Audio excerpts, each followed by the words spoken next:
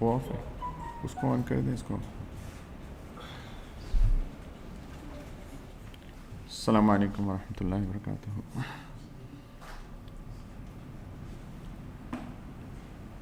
لو کیا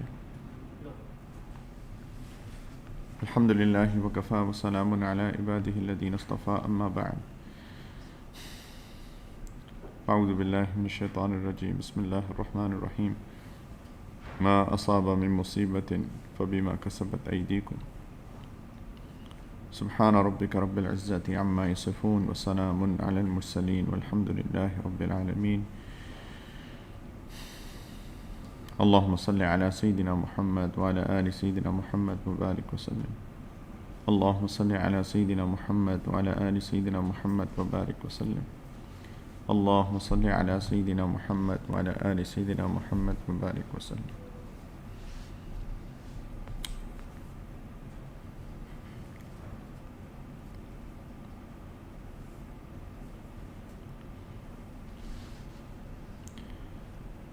پچھلے کچھ عرصے سے تو ایک شدید قسم کی وبا اور شدید قسم کی بلا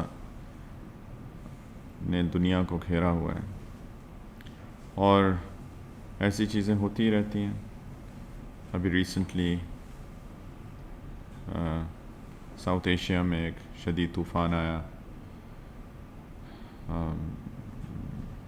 زلزلے آتے رہتے ہیں. زلزلے تو اکثر ہی آتے ہیں، کبھی آگ لگ جاتی ہے، کبھی کوئی بلا آتی ہے، کوئی دوسری مصیبت آتی ہے.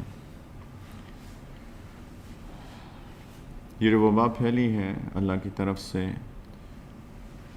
پوری دنیا ہی اس کے علاج میں لگ گئی ہے، اس کی توڑ میں لگ گئی ہے کہ کس طریقے سے اس کو دور کیا جائے. اور جو ایمان والے نہیں ہوتے وہ تو اس کے ظاہری اسباب کو دیکھتے ہیں، اور وہ دیکھتے ہیں کہ اس کو کیا وجہ تھی اور کیا اس کا علاج ہے. تو اس کا علاج کیا آپ ماسکس پہنیں، ویکسینیٹ کریں، آئسولیٹ کریں، کوارنٹین کریں وغیرہ وغیرہ. کوئی مسئلہ ہو رہا ہے؟ چھوڑ دیں پلیز. تو اس طرح کی چیزیں لوگ سوچتے رہتے ہیں جو ان کے پاس ایمان نہیں ہوتا. لیکن المیہ یہ ہے کہ ایمان والے بھی ایسی سوچ رکھتے ہیں. ہمیں ایمان کی نظر سے ہر چیز کو دیکھنا چاہیے.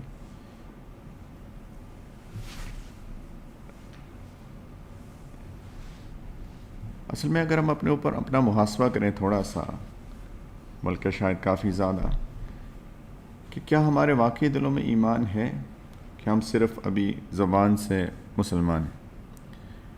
کچھ بدو آئے تھے نبی کریم علیہ الصلاۃ والسلام کے پاس، اور انہوں نے ایک احسان جتلاتے ہوئے کہا کہ ہم ایمان لے آئے. تو اللہ تعالیٰ نے آیات نازل کر دی. اعوذ باللہ من الشیطان الرجیم. قالت الاعراب آمنا، کہ یہ بدو کہتے ہیں کہ ہم ایمان لے آئے. اللہ تعالیٰ فرماتے ہیں کہ ان سے کہیے کہ قل لم تؤمنوا ولکن قولوا اسلمنا، کہ ابھی تم ایمان نہیں لائے، ابھی صرف اسلام قبول کیا ہے. ولما يدخل الایمان فی قلوبکم، ابھی ایمان تمہارے دلوں میں داخل نہیں ہوا. تو ہم بھی اپنا محاسبہ کریں کہ کیا زبانی مسلمان ہیں کہ واقعی ایمان ہمارے دلوں میں ہے. کیونکہ جس کے دل میں ایمان ہوتا ہے وہ ہر چیز کو قرآن اور احادیث مبارکہ کی روشنی میں دیکھتا ہے. ہر چیز کو، اپنی پورے دن کو، اپنی پوری زندگی کو، ارد گرد کے سارے واقعات کو ایمان کی روشنی میں اس کا تجزیہ کرتے ہیں. کوئی چیز اللہ کے حکم کے بغیر نہیں ہوتی. یہ ہمارے ایمان کا بنیادی اصول ہے. لا الہ الا اللہ کا یہی مطلب ہے کہ ہر چیز اللہ کے حکم سے ہوتی ہے، کچھ بھی نہیں ہے. اللہ کے جو 99 صفاتی نام ہیں، اس کے بارے میں حدیث مبارکہ میں آتا ہے کہ جو ان 99 صفاتی ناموں کو یاد کر لیں، یعنی ان کو سمجھ لیں، تو وہ جنتی ہیں. لیکن اس کا کیا مطلب ہے؟ رٹ لیں. اس کا مطلب ہے کہ ان کو دل سے مان لیں کہ اللہ تعالیٰ، آپ دیکھیں ان 99 ناموں کو، کبھی آپ سوچیں اللہ تعالیٰ رزاق ہیں، اللہ تعالیٰ شافی ہیں، اللہ تعالیٰ علیم ہیں، اللہ تعالیٰ حفیظ ہیں، اللہ تعالیٰ حنان ہیں، منان ہیں، شافع الامراض ہیں، ستار العیوب ہیں، دافع البلا ہیں، اللہ تعالیٰ مانع ہیں، چیزوں کو روک لیتے ہیں، اللہ تعالیٰ دیتے ہیں، اللہ تعالیٰ روکتے ہیں۔ ہر چیز 99 ناموں کا مطلب یہ ہے کہ ہر چیز اللہ کے کنٹرول میں، ہماری پلک جھپکنے سے لے کر ہماری بڑی سے بڑی چیز تک، زندگی اور موت تک۔ لیکن بدقسمتی سے مسلمان بھی چیزوں کا تجزیہ ایمان کی نظر سے نہیں کرتا۔ اس کا مطلب ہے کہ ایمان کی شدید کمی ہے ہمارے دلوں میں، ہم صرف منہ زبان تک کلمے کا اظہار کرتے ہیں اور اس کے علاوہ ہمارا ایمان نہیں ہے۔ تو ہم کو بحیثیت مسلمان تجزیہ کرنا چاہیے کہ یہ جو کچھ ہو رہا ہے دنیا کے اندر، یہ کیوں ہو رہا ہے، اس کی وجہ کیا ہے۔ پہلی بات تو یہ کہ اللہ کی اذن سے، اللہ کی مشیت سے ہو رہا ہے۔ بہت ساری کانسپریسی تھیوریز ہوتی ہیں کہ یہ ہو گیا اور وہ ہو گیا، میں ان کو نہ انکار کر رہا ہوں نہ اقرار کر رہا ہوں، اللہ جانے اس کی حقیقت کیا ہے۔ لیکن ایک چیز تو حق ہے کہ اللہ کی مشیت کے بغیر کوئی کچھ نہیں کر سکتا۔ ہاں، اللہ کی مشیت ہوگی تو کرے گا نا۔ اللہ تعالیٰ کسی کو اجازت دیں گے کچھ کرنے کی تو اس کی اجازت سے ہوگا۔ ہیں شیاطین، دنیا میں بہت شیاطین بستے ہیں، شیاطین الجن بھی ہیں اور شیاطین الانس بھی ہیں، لوگوں کے بڑے بڑے شیطان بیٹھے ہوئے ہیں جو اپنے ذاتی مفاد کی خاطر لوگوں کو نقصان پہنچانے سے گریز نہیں کرتے، وہ شیطان ہیں۔ لیکن at the end of the day اللہ کی اجازت سے انہوں نے کیا جو کچھ کیا۔ جس نے بھی جو بھی کوئی نقصان پہنچاتا ہے وہ اللہ کی اجازت سے کرتا ہے۔ تو اللہ کی مشیت کے بغیر تو کچھ بھی نہیں ہوتا۔ ہم اس فیکٹر کو کیوں بھول جاتے ہیں؟ جو کچھ ہوتا ہے اللہ کی اذن سے ہوتا ہے، اللہ کی مشیت سے ہوتا ہے، اللہ تعالیٰ اجازت دیتے ہیں تو ہوتا ہے۔ تو یہ سارے کا کوئی نہ کوئی مقصد ہے۔ اللہ تعالیٰ نے قرآن کے اندر ہمیں بتایا ہوا ہے کہ بلائیں کیوں آتی ہیں، مصیبتیں کیوں آتی ہیں۔ قرآن میں جتنے بھی واقعات اللہ تعالیٰ نے انبیاء کرام علیہم السلام کے بتائے ہیں، وہ سارے کے سارے واقعات بتانے کا مقصد ایک ہے، اور وہ یہ ہے کہ انہوں نے اللہ کی نہیں مانی اور اللہ تعالیٰ نے ان کو عذاب دیا۔ یہ بھی ایک چیز یاد رکھیں، جس علاقے میں انبیاء آتے ہیں، جس علاقے میں انبیاء آتے ہیں، اس کے جگہ کے لوگ اگر نہیں مانتے، ان پہ تو ڈائریکٹ عذاب آتا ہے، شدید طوفان آتا ہے، زلزلے آتے ہیں، پتھروں کی بارش ہوتی ہے، زمین الٹ کے پٹک دی جاتی ہے، وغیرہ وغیرہ۔ ان پہ ڈر، یہ ہمارے نبی کریم علیہ الصلاۃ والسلام کی رحمت للعالمینی کا نتیجہ تھا کہ مشرکین نے جب نہیں مانا، ان پہ ڈائریکٹ عذاب اللہ نے نہیں بھیجا، بلکہ ان کے بارے میں یہ کہا گیا کہ ان کو سرزمین حجاز سے نکال دو۔ ان کا عذاب یا سزا یہ تھی کہ ان کو یہاں رہنے ہی نہ دیا جائے، اس حجاز کے علاقے میں ان کو رہنے ہی نہ دیا جائے۔ جو مانتا ہے وہ رہے، جو نہیں مانتا وہ نکل جائے۔ ان کا عذاب اتنا تھا۔ باقی انبیاء کے عذاب بہت سخت آئے ہیں، قرآن میں دیکھیں، نوح علیہ السلام کا، باقی سارے جتنے بھی انبیاء تھے، ان کے عذاب بہت سخت آئے تھے۔ تو اللہ تعالیٰ نے سارے کے سارے واقعات کو ذکر کر کے بتانا کیا چاہا کہ دیکھو انہوں نے اللہ کی نہیں مانی، ان پہ عذاب آیا۔ اور قرآن میں ایک اصول بھی بتایا گیا ہے کہ ما اصاب من مصیبت فبما کسبت ایدیکم، تم پر جو بھی مصیبت آتی ہے تمہارے اپنے ہاتھوں کی کمائی ہے، تم کرتے ہو، جو کرتے ہو وہی ہوتا ہے، جیسا بیج ڈالو گے ویسا پودا اگے گا۔ آپ یہ ایکسپیکٹ نہیں کر سکتے کہ میں بیج تو ڈالوں انار کا اور اگے سیب کا درخت، یہ نہیں ہو سکتا۔ ایک بندے نے سیب کا باغ لگایا اور میں نے انار کے بیج ڈال کے پھر میں کہوں گا اس کے کیسے سیب اگائے، میرے کیوں نہیں سیب اگے؟ میرے بھائی آپ نے ڈالا ہی بیج انار کا ہے تو سیب کہاں سے اگیں گے؟ تو جیسا بیج ڈالیں گے ویسا پودا اگے گا۔ شر کا بیج ڈالیں گے شر اگے گا، شر آئے گا، مصیبت آئے گی، جو اپنے ہاتھوں کی کمائی، یہ تو اللہ تعالیٰ فرما رہے اپنے ہاتھوں کی کمائی ہے، جیسا بیج ڈالو گے ویسی کمائی ہوگے گی۔ اگر اللہ کی نافرمانی کرو گے تو تمہیں جنت کے باغ ملیں گے، ایسا تو نہیں ہو سکتا۔ اگر اللہ کی نافرمانی کرو گے تو پھر مصیبتوں کے پودے تم لوگ اگا رہے ہو، مصیبت آئے گی۔ ما اصاب من مصیبت فبما کسبت ایدیکم، یہ ہمیں انفرادی طور پہ بھی سوچنا ہے، بحیثیت معاشرے کی بھی سوچنا ہے، بحیثیت امت بھی سوچنا ہے۔ میری اپنی ذات سے بھی یہ متعلق ہے، معاشرے سے بھی متعلق ہے، اور بحیثیت امت، بحیثیت دنیا بھی ہے، یہی اصول چلتا ہے۔ میری اپنی ذات کے ساتھ اگر کوئی پرابلم ہوتی ہے، مصیبت آتی ہے، تو میرے اپنے ہاتھوں کی کمائی، اور اگر معاشرے پہ یا ایک دنیا کے اوپر مصیبت آتی ہے، دنیا کے ہاتھوں کی کمائی ہے۔ میں مثالیں دیتا ہوں جو اللہ کی پکڑ نافرمانی کی وجہ سے ہوتی ہے۔ اللہ تعالیٰ نے سورۃ الانبیاء میں فرمایا وَكَمْ قَصَمْنَا مِنْ قَرْيَةٍ كَانَتْ ظَالِمَةً، کہ کتنی بستیوں کو ہم نے ہلاک کر دیا کیونکہ وہ ظالم تھی، نافرمانی کرتی تھی اللہ کی۔ وَكَمْ مِنْ قَرْيَةٍ أَهْلَكْنَاهَا فَجَاءَهَا بَأْسُنَا بَيَاتًا أَوْ هُمْ قَائِلُونَ فَمَا كَانَ دَعْوَاهُمْ إِذْ جَاءَهُمْ بَأْسُنَا إِلَّا أَنْ قَالُوا إِنَّا كُنَّا ظَالِمِينَ۔ سورۃ الاعراف میں اللہ تعالیٰ فرماتے ہیں بہت سی بستیوں کو میں نے تباہ کر دیا، اور ان پر میرا عذاب رات کے وقت آیا، یا ایسی حالت میں جب وہ دن کے وقت قیلولہ کر رہے تھے، سو رہے تھے، آرام کر رہے تھے۔ آرام کے وقت آ جاتا ہے، رات کو آ جاتا ہے۔ سو جس وقت ان پر عذاب آیا، اس وقت ان کے منہ سے بس یہی بات نکلی کہ واقعی ہم ظالم تھے۔ ان کو احساس ہو گیا یہ آیا کیوں عذاب، ہم نے ظلم کیا اپنی جانوں پر اللہ کی نافرمانی کر کے۔ اتبعوا ما انزل الیکم من ربکم ولا تتبعوا من دونہ اولیاء۔ اس سے پہلے، ان آیات سے پہلے اللہ تعالیٰ فرما رہے ہیں کہ تم اتباع کرو اس کی جو تمہارے رب کی طرف سے تمہاری طرف اتاری گئی ہیں، اور اس کو چھوڑ کر دوسروں کو رفیق مت بناؤ۔ اللہ تعالیٰ نے پہلے یہ ان کو میسج دیا، اور جب میسج کا انکار کیا تو اللہ تعالیٰ نے فرمایا میں نے ان کو پکڑ لیا۔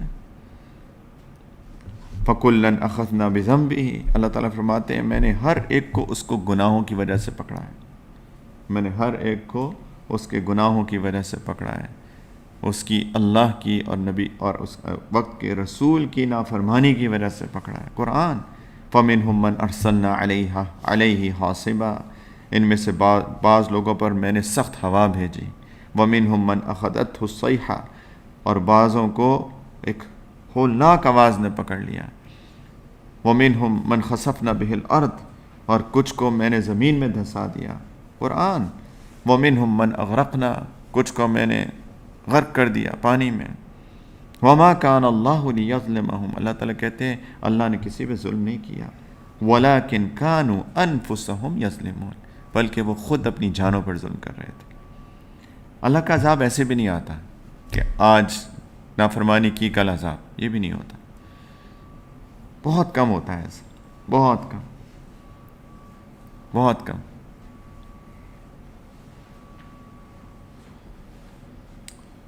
اکثر سنت اللہ کی یہ ہے کہ اللہ تعالیٰ مہلت دیتے ہیں، مہلت دیتے ہیں، مہلت دیتے ہیں، اور پھر جب کوئی نہیں جاگتا تو اللہ تعالیٰ اس کو جگاتے ہیں۔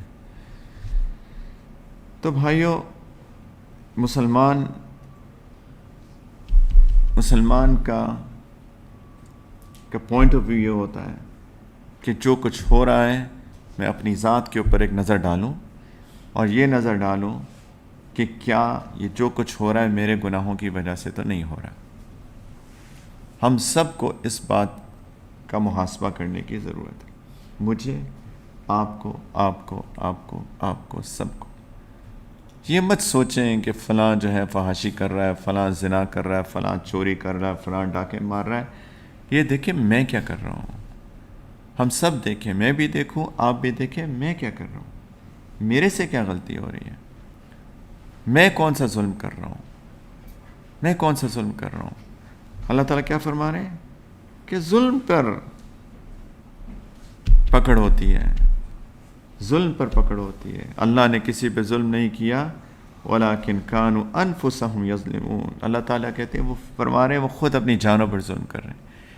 میں کون سا ظلم کر رہا ہوں؟ یہ جو ظلم ہے نا میرے بھائیوں، میرے پیارے بھائیوں، یہ ظلم جو ہے یہ اللہ کو سخت ناپسند ہے۔ آپ دیکھیں جتنے عذاب آئے وہ ظلم پر آئے ہیں، شرک پر نہیں آیا، ظلم پر آئے ہیں، کفر پہ نہیں آیا، ظلم پہ آئے ہیں، انہوں نے ظلم کیا۔ قرآن کہتا ہے کسی کو زبردستی اگر کوئی نہیں مانتا، مسلمان ہونا نہیں چاہتا، نام ہو،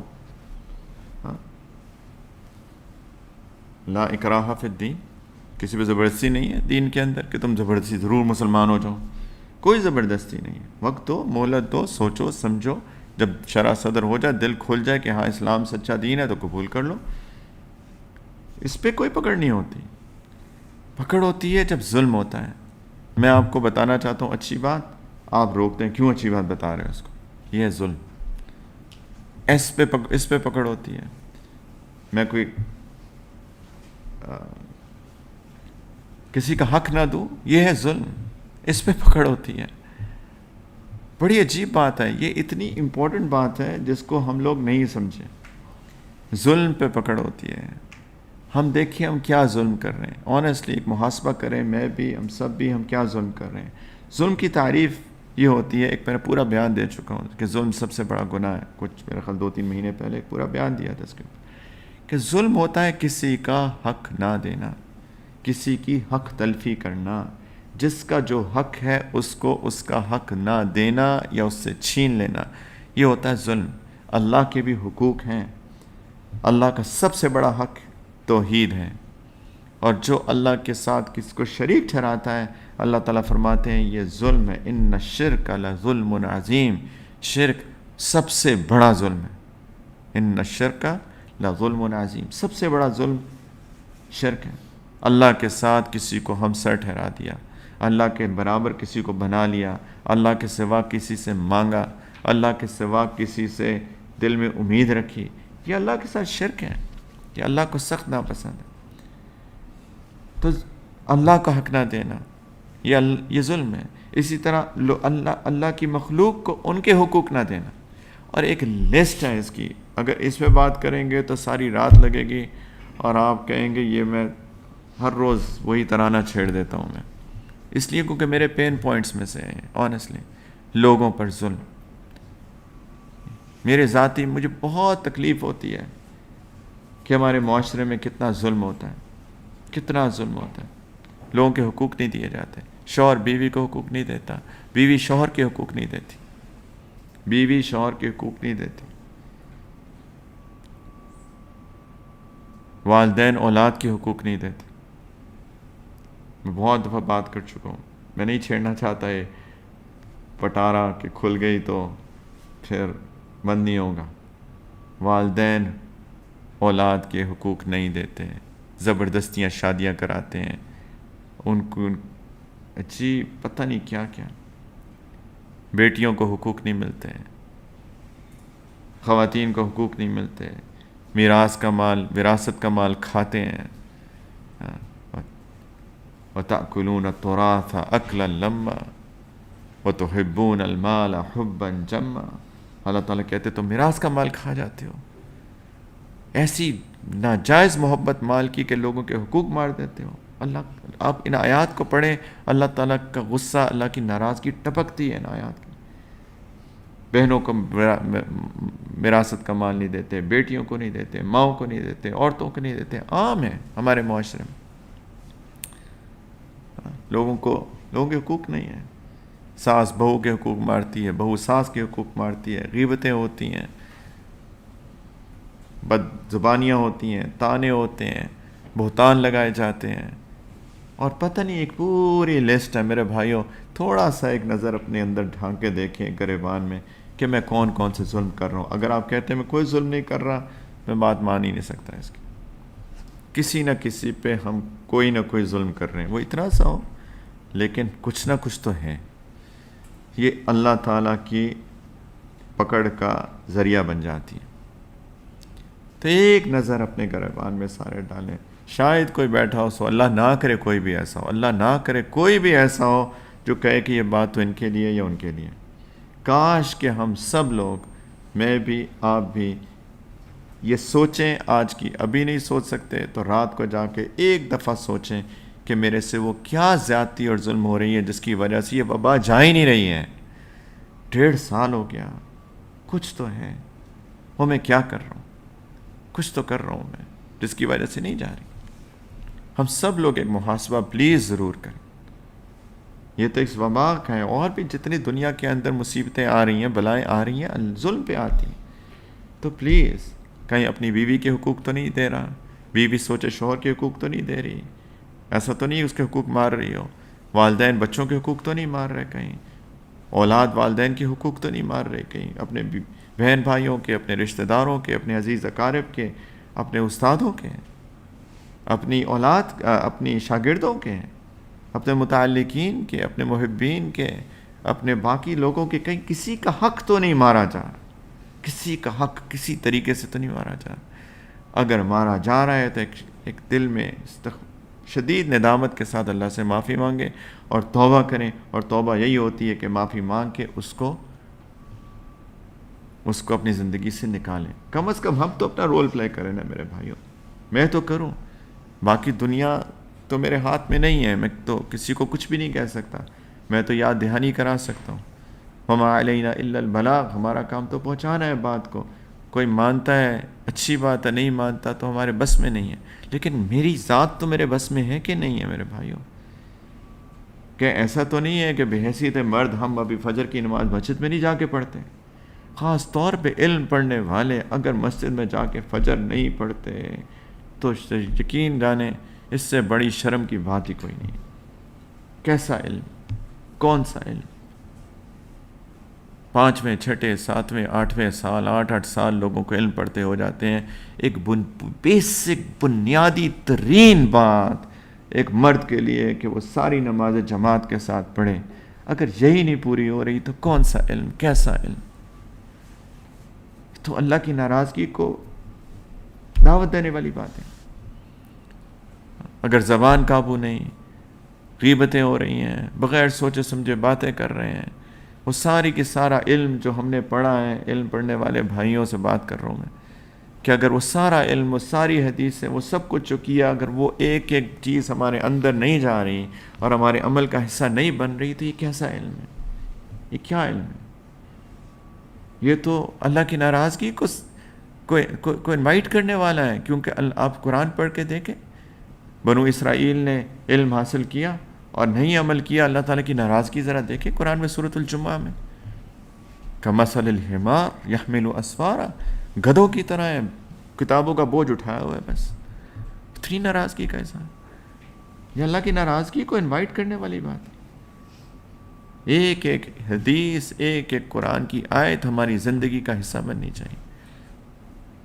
تو پلیز ہم سارا اپنا محاسبہ کریں اور اس کی کوئی تدبیر کریں کسی نہ کسی طرح کی. اور اس کا ایک تو تدبیر کریں کیسے رک جاؤں، نظر کیسے قابو آ جائے. اگر نظر قابو نہیں آ رہی، ابھی بھی بد نظری کرتے ہیں، سڑک پہ راہ چلتی عورتوں کو دیکھتے ہیں ہوس کی نظر سے، شہوت کی نظر سے، اگر ابھی بھی یوٹیوب پہ کھول کے اور فیس بک پہ بد نظریاں کرتے ہیں، تو یہ تو اللہ تعالیٰ کی ناراضگی کو دعوت دینے والی باتیں ہیں ساری. اسی لیے تو نہیں رک رہا سارا. ویکسینز لگوا لیں، جتنی مرضی لگوا لیں. اللہ نہیں چاہیں گے نہیں رکے گی. اللہ نہ کرے، اللہ کرے اللہ یہ وبا تو ٹال دیں. دعائیں دن رات، یہ دعائیں دن رات، یہ دعائیں. لیکن وہ جو ایمانی اسباب ہیں وہ بھی تو اختیار کرنے. نظر قابو ہو جائے، زبان قابو ہو جائے، دل صاف ہو جائے، لوگوں کو معاف کرنے کا جذبہ ہو جائے، درگزر کرنے والی بات، درگزر کرنے کا جذبہ ہو جائے. تو اپنا محاسبہ کریں.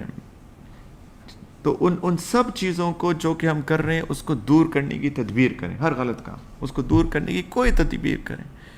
ہمت کریں، حوصلہ کریں. لوگ کہتے ہیں میں یہ گناہ نہیں چھوڑ سکتا. جھوٹ بولتا ہے وہ شخص.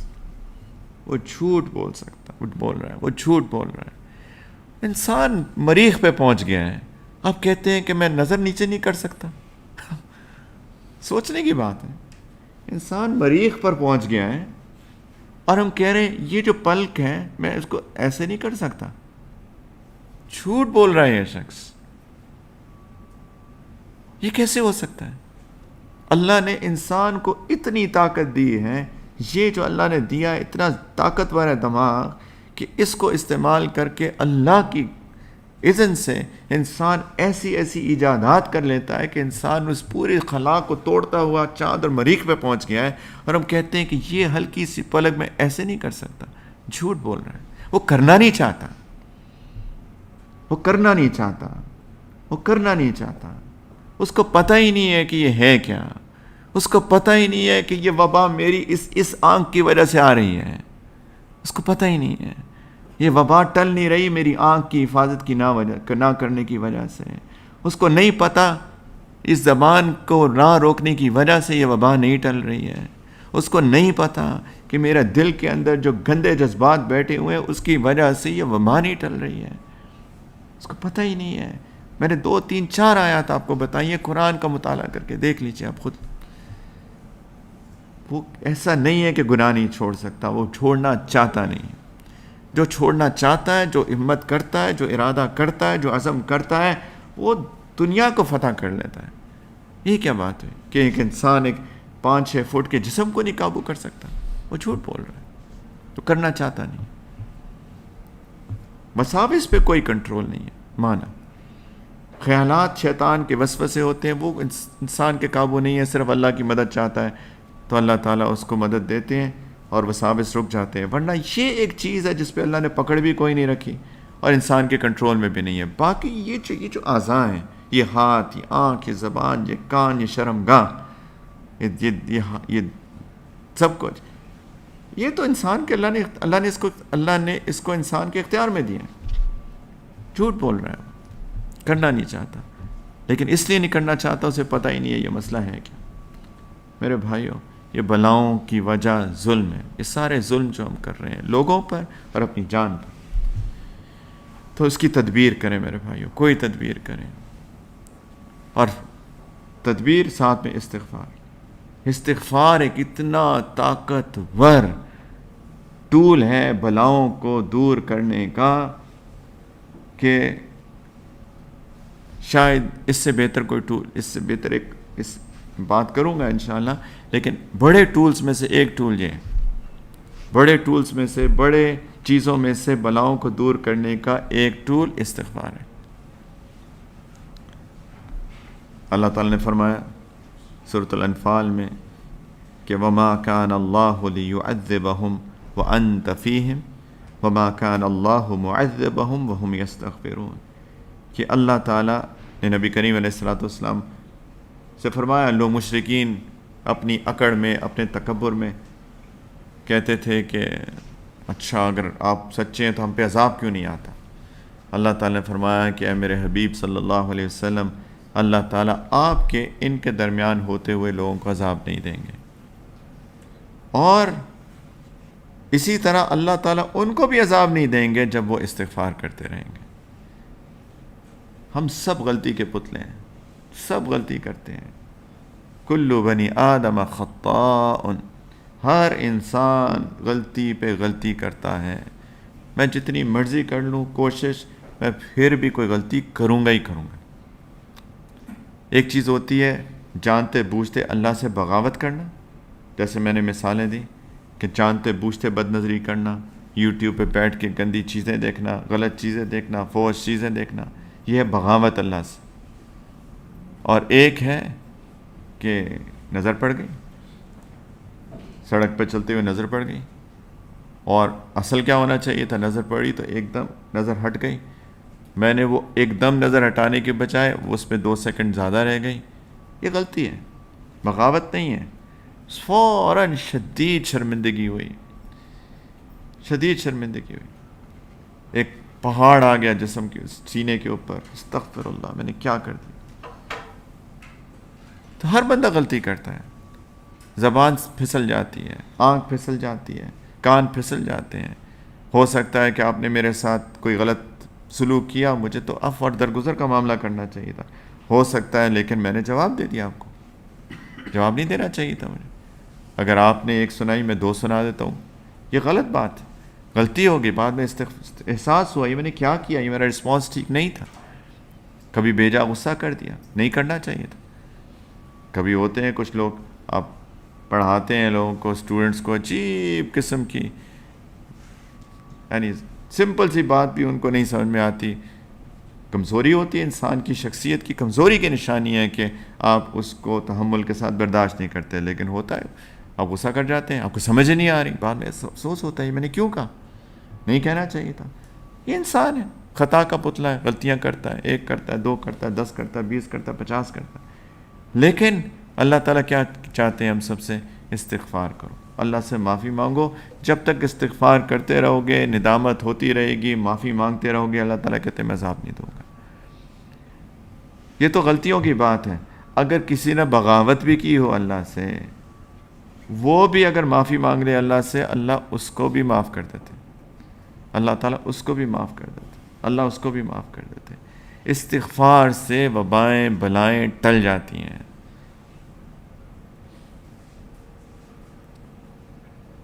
کوئی بندہ نہیں ہے جو غلطی نہیں کرتا. ایون ہماری نیکی بھی غلطی ہے. ہم جو نیکیاں بھی کرتے ہیں نا، وہ بھی اللہ کے ہاں غلطیاں ہیں. اس کی مثال ایسے سمجھیں کہ ایک چھوٹا سا بچہ، ہمارے بچے ہوتے ہیں 2-3 سال کے، ان کو چھوٹا نیا پین پکڑنا آتا ہے، کلرز لیتے ہیں اور وہ ایک پیپر کے اوپر عجیب عجیب سی لائنیں لگا کے آتے ہیں، اور وہ آ کے دکھاتے ہیں کہ بابا میں نے کوئی سینری بنائی ہے، میں نے پہاڑ بنائے ہیں، میں نے سورج بنایا ہے. اور اس کو آپ دیکھتے ہیں تو اتنا بیہودہ قسم کا اور بیکار قسم کی ڈرائنگ ہوتی ہے نا. اور اس کی نظر میں پتہ نہیں کیا اس نے کوئی مارکا مارا ہے آج کہ اس نے پوری ایک ڈرائنگ کی ہے. تو وہ سمجھ رہا ہے اس کو اچھا، اور آپ سمجھ رہے ہیں اس کو نہایت بیکار. ہمارے نیک اعمال کا بھی یہی حال ہے. ہم سمجھتے ہیں ہم نے کوئی بہت بڑا مارکا مارا ہے.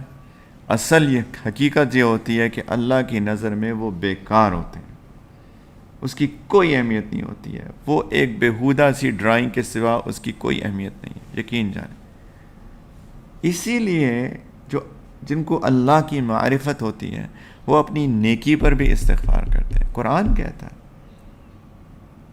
کانوا قلیلا من اللیل ما یہجعون انہم کانوا قبل ذلک محسنین. اللہ تعالیٰ کہتے ہیں یہ لوگ دنیا میں بڑے اچھے اچھے نیک عمل کرتے تھے.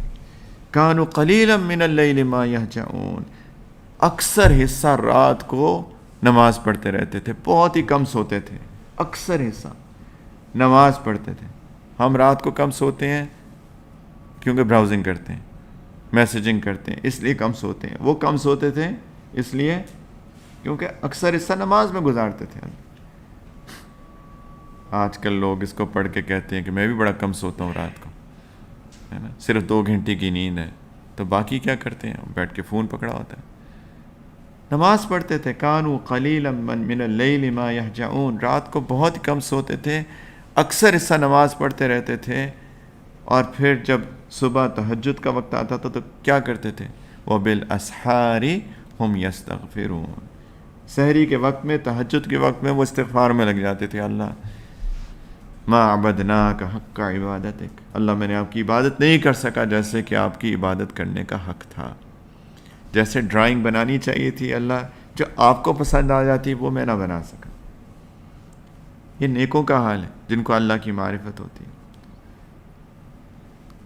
وعباد الرحمن الذین یمشون علی الارض ہونا واذا خاطبهم الجاہلون قالوا سلاما.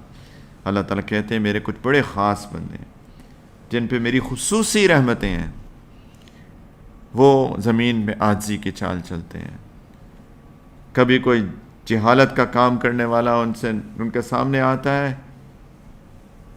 تو ان سے بات کرتے ہیں، جاہل تو ان کو سلامتی کی بات کرتے ہیں، ان کے ساتھ بحث و مباحثے میں نہیں پڑتے. والذین یبیتون لربہم سجدا وقیاما، اور کون یہ لوگ ہیں جن کے اوپر اللہ کی خاص رحمت ہوتی ہے. اللہ تعالیٰ فرماتے ہیں وہ راتوں کو اپنے رب کے آگے سجدے اور قیام میں گزارتے ہیں. اکثر رات نماز میں گزرتی ہے. اور پھر کیا ہوتا ہے؟ صبح میں اپنے ولی ہونے کا دعویٰ کرتے ہیں اور کہتے ہیں والذین یقولون ربنا اصرف عنا عذاب جہنم ان عذابها کان غراما انها ساءت مستقرا ومقاما. اے اللہ یہ جہنم کا عذاب دور کر دیں ہم سے. اس کا عذاب تو چپک جاتا ہے، چمٹ جاتا ہے انسان کے ساتھ. ان کی یہ کیفیت ہوتی ہے اکثر رات کو نماز پڑھنے کے بعد ربنا اصرف عنا عذاب جہنم. اللہ نہ کر سکے جو کرنا چاہیے تھا. آپ کی ذات تو بہت اعلیٰ ہے، عالی ہے، بہت شان والی ہے، اور میری ٹوٹی پھوٹی ایک عبادت، اس کی کیا اوقات ہے، کیا اہمیت ہے. وہ بھی استغفار میں لگے رہتے ہیں.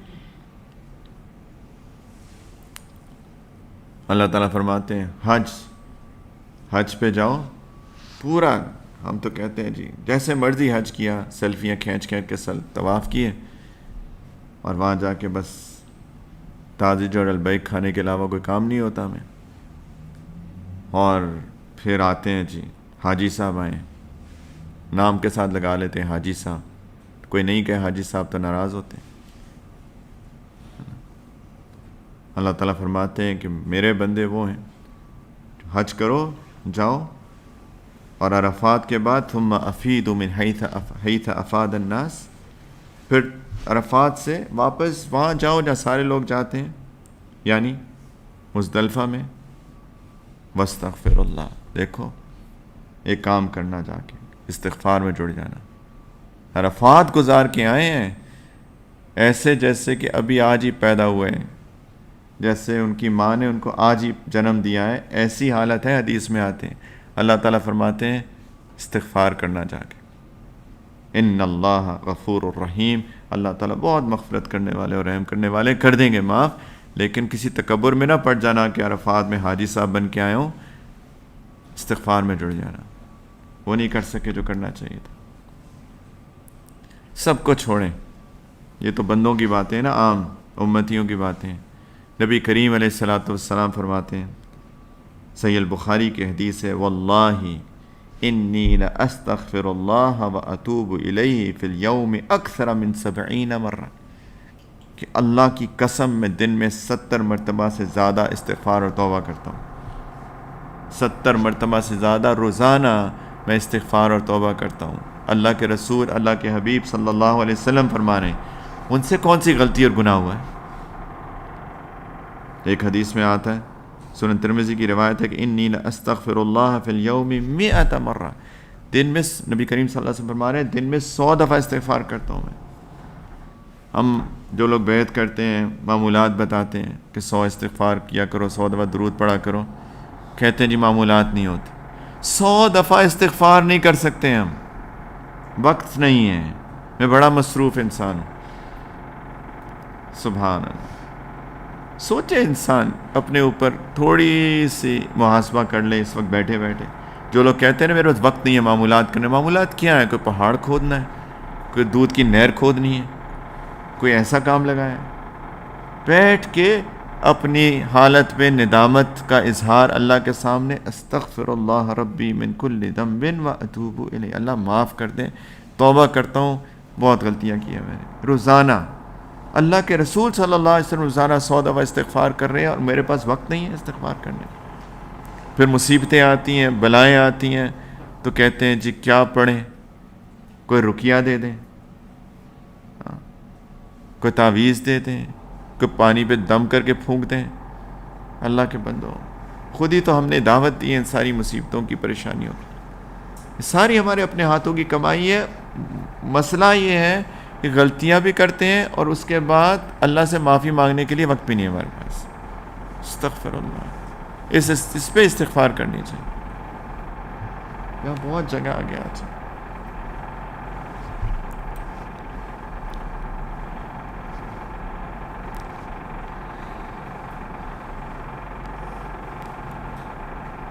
تو میرے بھائیوں، کوئی بات نہیں، وہ چلے بیٹھ جائیں گے، سب لوگ بیٹھ جائیں گے،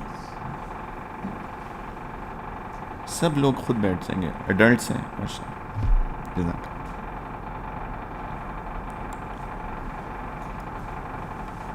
یہ تو ہماری حالت ہے، ذرا سی ادھر ادھر ہوتی ہے تو اسی لیے دل نہیں بن رہے ہیں، اصل میں اس لیے دل نہیں بن رہے۔ اپنے آپ سے مخاطب ہوتا ہوں سب سے پہلے، یقین جانیں یہ دل کیوں نہیں بن رہا ہے ادھر؟ کیوں صحابہ کے دل بن گئے تھے، میرا دل کیوں نہیں بنا؟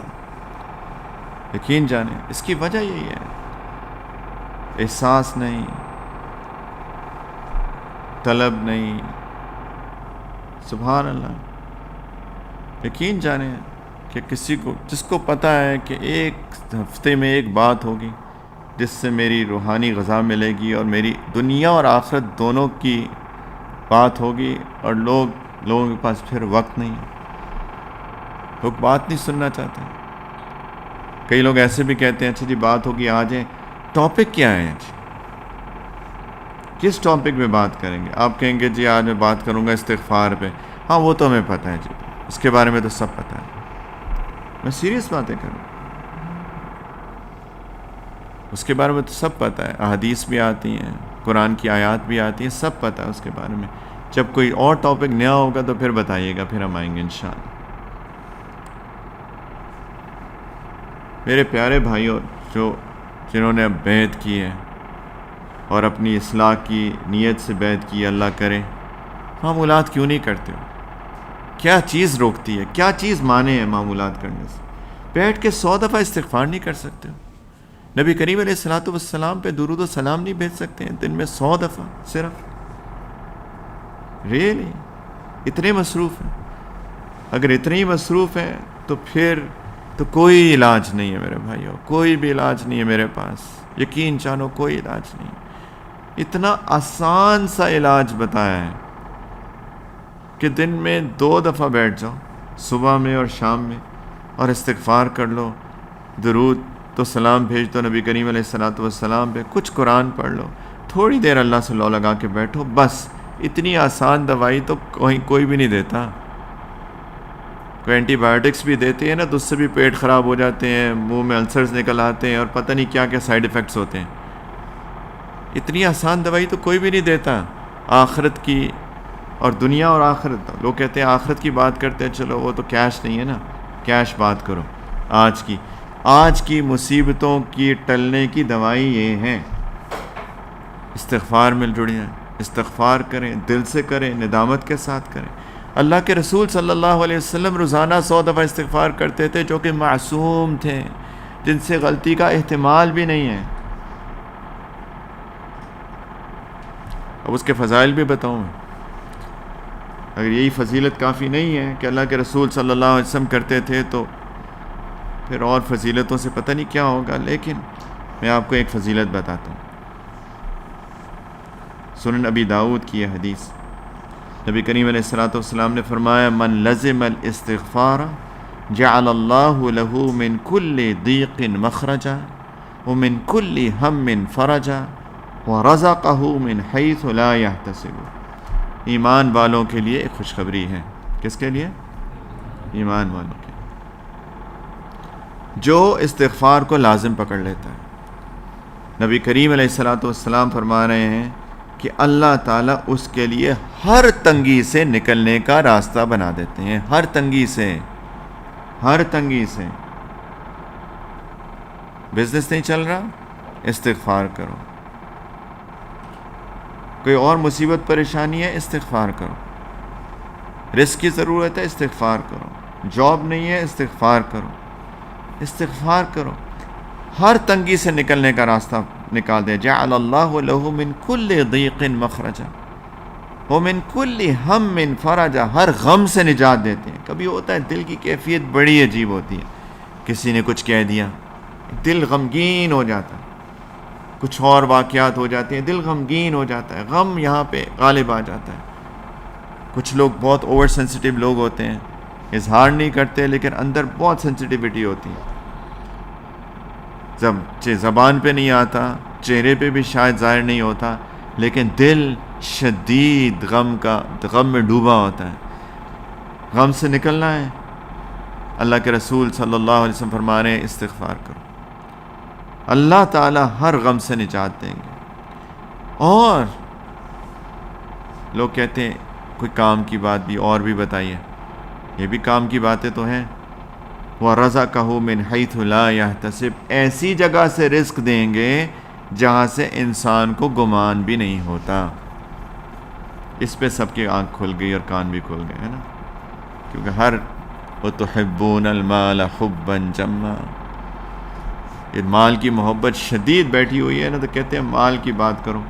مال کی بات بھی کر دی کہ ایسی جگہ سے رزق دیں گے جہاں سے گمان بھی نہیں ہوتا. کبھی ایکسپیرینس کیا کسی نے اس کا؟ میں نے بارہا ایکسپیرینس کیا. قرآن میں تقوی کے اوپر بھی یہی انعامات. وَمَن يَتَّقِ اللَّهَ يَجْعَل لَّهُ مَخْرَجًا وَيَرْزُقْهُ مِنْ حَيْثُ لَا يَحْتَسِبُ.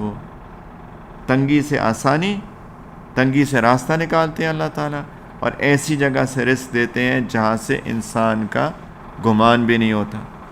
تقوی کا دعویٰ تو میں کر ہی نہیں سکتا، البتہ ایک چیز ضرور کہتا ہوں، استغفار تو میں شاید دن میں پتہ نہیں کتنی دفعہ کرتا ہوں، کیونکہ غلطیاں اتنی ہوتی ہیں۔ استغفر اللہ، استغفر اللہ، استغفر اللہ۔ بہت ندامت ہوتی ہے، اپنی حال پہ بہت ندامت ہوتی ہے، اور میں نے اس کا مشاہدہ کیا ہے، تجربہ کیا ہے۔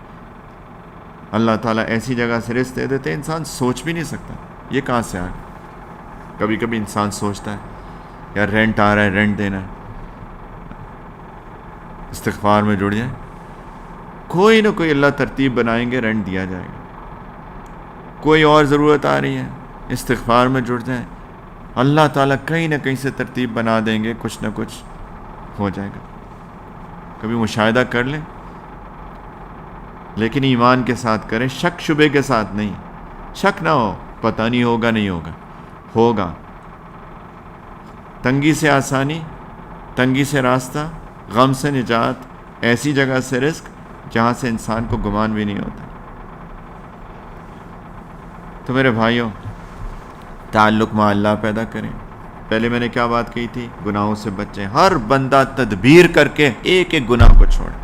ہر بندے کے حقوق دے، بیوی کے حقوق دو پلیز، میری پیاری بہنوں اور بیٹیوں، شوہروں کے حقوق دو، اولاد کے حقوق دیں، ان کی زبردستیاں شادیاں مت کرائیں خدا کے واسطے، ان کے اوپر مت اپنی کنٹرول رکھیں جب وہ بالغ ہو جائیں، بڑے ہو جائیں، ان کے حقوق دو، والدین کے حقوق دو، بچوں والدین کے حقوق دو، اپنے ہمسایوں کے حقوق دو، اپنے متعلقین کے حقوق دو، استادوں کے، مشائخ کے حقوق دو، سب کا حق دو، کسی پہ ظلم نہ کرو، اللہ کی نافرمانی نہ کرو، تدبیر کرو آنکھ کو قابو کرنے کی، زبان قابو کرنے کی، دل و دماغ شرمگاہ قابو کرنے کی تدبیر کرو اور نکلو اس سے، اور استغفار میں جڑ جاؤ۔ روزانہ استغفار کیا کرو، معمولات کی پابندی کیا کرو، صبح شام استغفار ندامت کے ساتھ، ایسے نہیں استغفر اللہ استغفر اللہ استغفر اللہ استغفر اللہ۔ لوگ پوچھتے ہیں میں چلتے پھرتے استغفار کر سکتا ہوں، میں کیا بس ڈرائیو کرتے ہوئے استغفار کر سکتا ہوں؟ کر سکتے ہیں، کسی نے روکا تو نہیں ہے،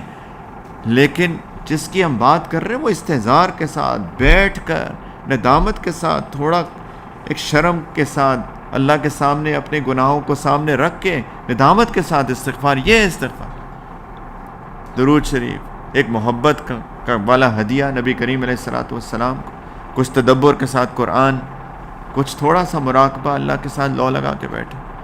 وقت نکالو میرے بھائیوں، کہاں ہے وقت؟ کس چیز میں وقت ہے؟ اسی لیے تو بے برکتیاں ہیں، کیونکہ ہمارے پاس اللہ کے لیے وقت نہیں ہے تو ہر چیز میں بے برکتی ہو جاتی ہے۔ اللہ کے لیے وقت نکالو، پھر دیکھو ہر چیز میں کیسے برکت پڑتی ہے، ہر کام ہو جائے گا پھر انشاءاللہ۔ تو تدبیر کرو، استغفار کرو، اپنے معمولات کی پابندی کرو۔ اور تیسری چیز بلاؤں کو ٹالنے کے لیے، پہلا گناہ چھوڑ دو سارے، ہمت کرو، ہمت کرو، ہمت کرو میرے بھائیوں، میری بچیوں، ہمت کرو، نکلو گناہوں سے، ایک ایک گناہ سے۔ نمبر 2 استغفار کرو، نمبر 3 دعا کا اہتمام کرو، دعاؤں کا اہتمام کرو، دعاؤں کا اہتمام کرو۔ نبی کریم صلی اللہ علیہ وسلم نے فرمایا، سنن ترمذی کی حدیث ہے، لا يرد القضاء الا الدعاء، کہ تقدیر کو صرف دعا بدل سکتی ہے۔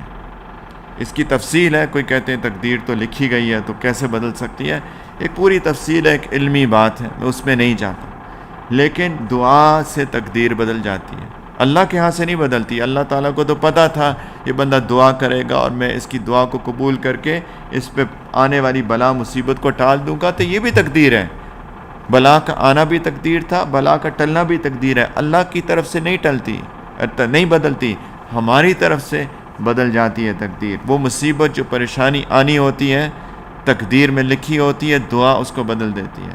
دعاؤں کا اہتمام کریں میرے بھائیوں، دعاؤں کا اہتمام کریں، بہت، یہ تو مومن کا ہتھیار ہے دعا۔ نبی کریم صلی اللہ علیہ وسلم نے فرمایا کہ الدعاء ينفع مما نزل ومما لم ينزل، دعا اس مصیبت کو دور کرنے میں بھی فائدہ دیتی ہے جو اتر چکی ہے، آلریڈی اتر چکی ہے، شیطان نے قبضہ کر لیا ہے، کوئی جادو ہو گیا ہے، کوئی اثر ہو گیا ہے، اتر چکی ہے، میری اپنی کوتاہیوں کی وجہ سے، میری غفلت کی وجہ سے، وہ بھی دور ہو جاتی ہے، اور جو ابھی تک نہیں اتری وہ بھی روک دیتی ہے دعا۔ فعلیکم عباد اللہ بالدعاء، نبی کریم صلی اللہ علیہ وسلم فرمائے اللہ کے بندو دعا کو مضبوطی سے پکڑ لو، دعا مانگو، لمبی دعائیں مانگا کرو، خلوت میں بیٹھ کے اللہ سے باتیں کیا کرو، وہ بھی اس کے لیے بھی وقت نہیں ہے ہمارے پاس. السلام علیکم ورحمۃ اللہ، السلام علیکم ورحمۃ اللہ، چلو جان چھوٹی ہے نا. استغفر اللہ. میرے بھائیو اللہ کے لیے وقت نکالو، دعا کیا کرو، باتیں کیا کرو، اللہ سے لمبی باتیں کیا کرو، اپنا دل کا غم اللہ کے سامنے، اپنی شکایت کیا کرو. اور پھر دیکھو کیسے وہ ایک جو عجیب ندامت کی کیفیت اپنی غلطیوں پہ ہوتی ہے، جو روز غلطیاں ہوتی ہیں، ندامت ہوتی ہے، وہ دعا کر کے وہ ایک دم سے جیسے بوجھ اٹھ جاتا ہے. میں تو اکثر یہ شعر اللہ کو سناتا ہوں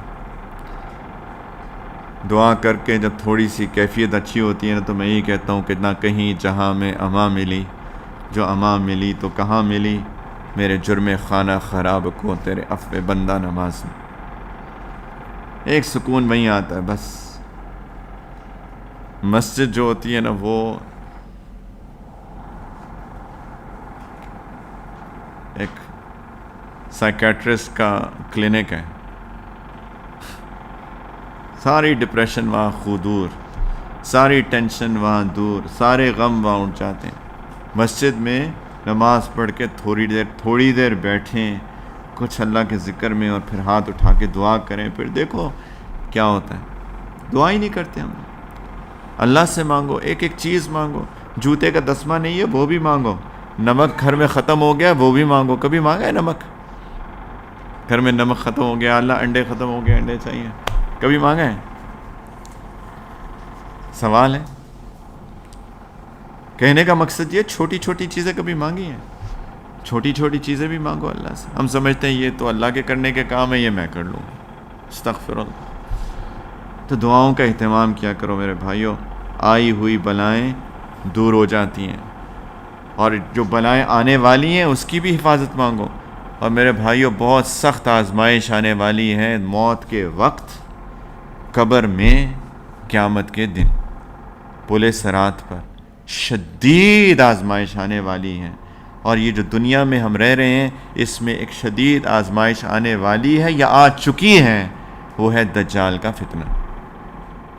دجال کا فتنہ، دجال کا فتنہ آ چکا ہے. ہمیں فکر ہی نہیں ہے. صحابہ ڈرتے تھے، کانپتے تھے دجال سے. نبی کریم علیہ السلام نے ان کو بتایا دجال کا فتنہ، صحابہ کے رنگ اڑ گئے. حدیث میں آتا ہے ان کے چہرے متغیر ہو گئے، چہرے بدل گئے، صحابہ پریشان ہو گئے. نبی کریم صلی اللہ علیہ وسلم نے فرمایا کیا ہوا؟ انہوں نے کہا یا رسول اللہ ہمیں لگتا ہے کہ دجال تو بس یہیں جھاڑیوں میں چھپا ہوا ہے، کہیں ہمیں کیا بنے گا ہمارا. تو ان کو تسلی دی نبی کریم علیہ السلام نے، فکر نہ کرو میں تمہارے پاس ہوں نا، میں نمٹ لوں گا اگر آ گیا. اور ہم ہیں کہ ہمیں کوئی فکر ہی نہیں ہے. ہمارے چہرے تو نہیں بدلتے، ہمارے رنگ تو متغیر نہیں ہوتے. کیوں؟ تو یہ فتنے یا آزمائشیں یہ تو آنے والی ہیں. قبر، موت تو آئے گی نا، قبر تو ہے. قبر کا فتنہ دجال کے فتنے جیسا ہے، حدیث میں آتا ہے. ایمان کی آزمائش، قیامت کا دن، اللہ اور پل صراط. پھر میں تفصیل میں نہیں جاتا میرے بھائیو. اللہ سے مانگا کرو دعا، ہاتھ اٹھا کے اللہ سے مانگا کرو یا اللہ یہ مصیبت ٹال دینا میرے مالک، یہ مصیبت ٹال دینا، اس میں آسانی کر دینا اس آزمائش کی گھڑیوں میں. کب مانگتے ہیں؟ حسن خاتمہ کی دعا. جو روحانی بیماریاں اس کو بھی، وہ بھی تو آزمائش ہے، شدید فتنے ہیں. وہ جو حسد بیٹھا ہوا ہے یہاں، تکبر، لوگوں کو اپنے سے چھوٹا سمجھتے ہیں، وہ فلاں اور وہ فلاں. جب یہ وہ فلاں کرتے ہیں نا تو اصل میں اپنے آپ کو اچھا سمجھ رہے ہوتے ہیں، اس لیے وہ فلاں کرتے ہیں، اپنے آپ کو ان سے بہتر سمجھ رہے ہوتے ہیں. تو تکبر اور کیا ہوتا ہے؟ حسد، تکبر، کینہ، بغض، نفرتیں، یہ جو سارا گند بلا یہاں بیٹھا ہوا ہے.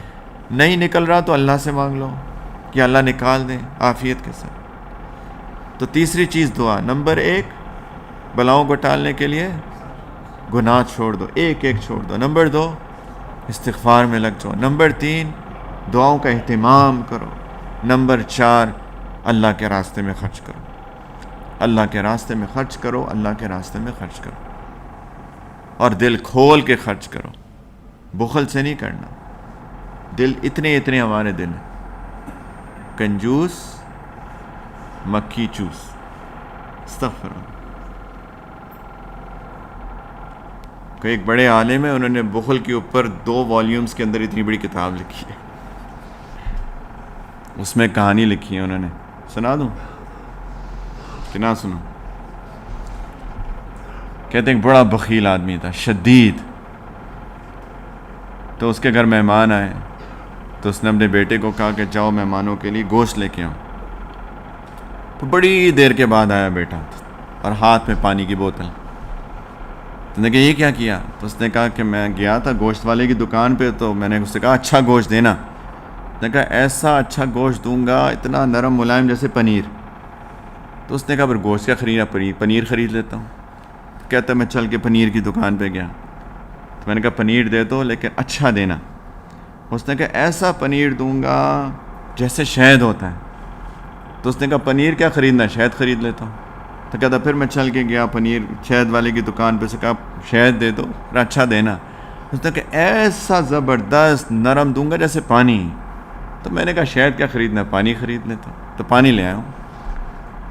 تو باپ بہت خوش ہوا، بیٹا شاباش، بیٹا ہونے کا حق ادا کیا تم نے بخیل کے، لیکن ایک گڑبڑ کی ہے تم نے۔ کیا؟ اس نے کہا جو اتنی دکانوں پہ چلے ہو تمہاری جوتی گھس گئی ہے زیادہ، یہ جو اتنی زیادہ ایکسٹرا جوتی گھس گئی ہے یہ کون جواب دے گا؟ اس نے کہا جی وہ مہمان ہے نا، میں ان کی جوتی پہن کے گیا تھا۔ اتنا بیوقوف بھی نہیں ہوا۔ یہ ہیں بخل ہمارے، ایسے ہی ہیں، دیکھتے میں کیسے بچ جاؤں کسی طریقے سے، اس کا خرچہ ہو جائے میرا بچ جائے، ہے نا؟ یہ شدید بڑا گناہ ہے میرے بھائیوں، اس کی وجہ سے اللہ کی رحمت رک جاتی ہے۔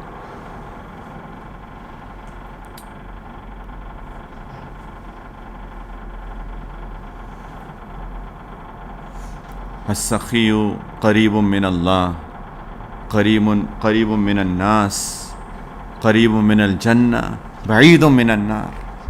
نبی کریم صلی اللہ علیہ وسلم فرمایا جو سخی آدمی ہوتا ہے وہ اللہ کے قریب ہوتا ہے، لوگوں کے قریب ہوتا ہے، جنت کے قریب ہوتا ہے، جہنم سے دور ہوتا ہے۔ والبخیل بعید من اللہ، بعید من الناس، بعید من الجنہ، قریب من النار۔ اور جو بخیل ہوتا ہے وہ اللہ سے دور ہوتا ہے، لوگوں سے دور ہوتا ہے، جنت سے دور ہوتا ہے، جہنم کے قریب ہوتا ہے۔ او کما قال علیہ الصلوۃ والسلام، ترمذی کی روایت۔ دل بڑا کریں میرے بھائیوں، کسی پہ خرچ کرنے کا موقع آتا ہے، پہلا سوال زکوٰۃ لگے گی کہ نہیں لگے گی؟ کیوں؟ زکوٰۃ اگر لگے گی تو دیتا ہوں، ورنہ نہیں دیتا۔ وہ بھی اللہ تعالیٰ نے زبردستی کی ہے نا، 2.5% نکالنی ہے، اور وہ نکال لی بڑا دل بوجھ کر کے، اس میں بھی کارنرز کرتے ہیں ہم لوگ، ڈھونڈتے ہیں کس طریقے سے بچ جائیں۔ یہ تو سونا تو یہ تو میں نے اپنی بیٹی کے نام کر دیا نا، وہ جو کل پیدا ہوئی تھی، اس کی شادی پہ خرچ کروں گی، تو اس کی تو زکوٰۃ نہیں دینی نا، وہ نے بیٹی کو دے دی۔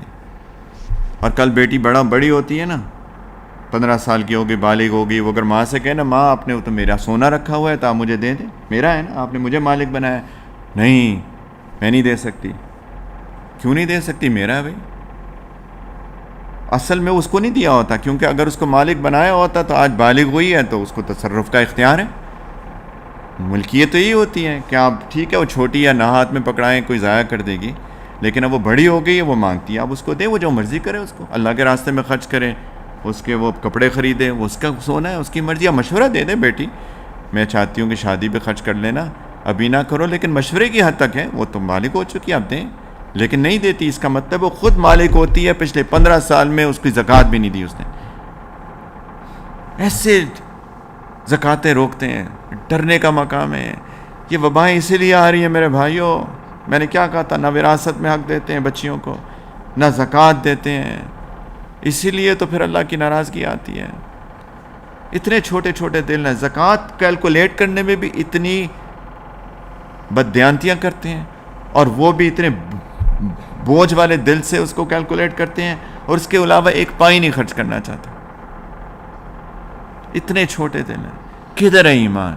قرآن پڑھا کسی نے؟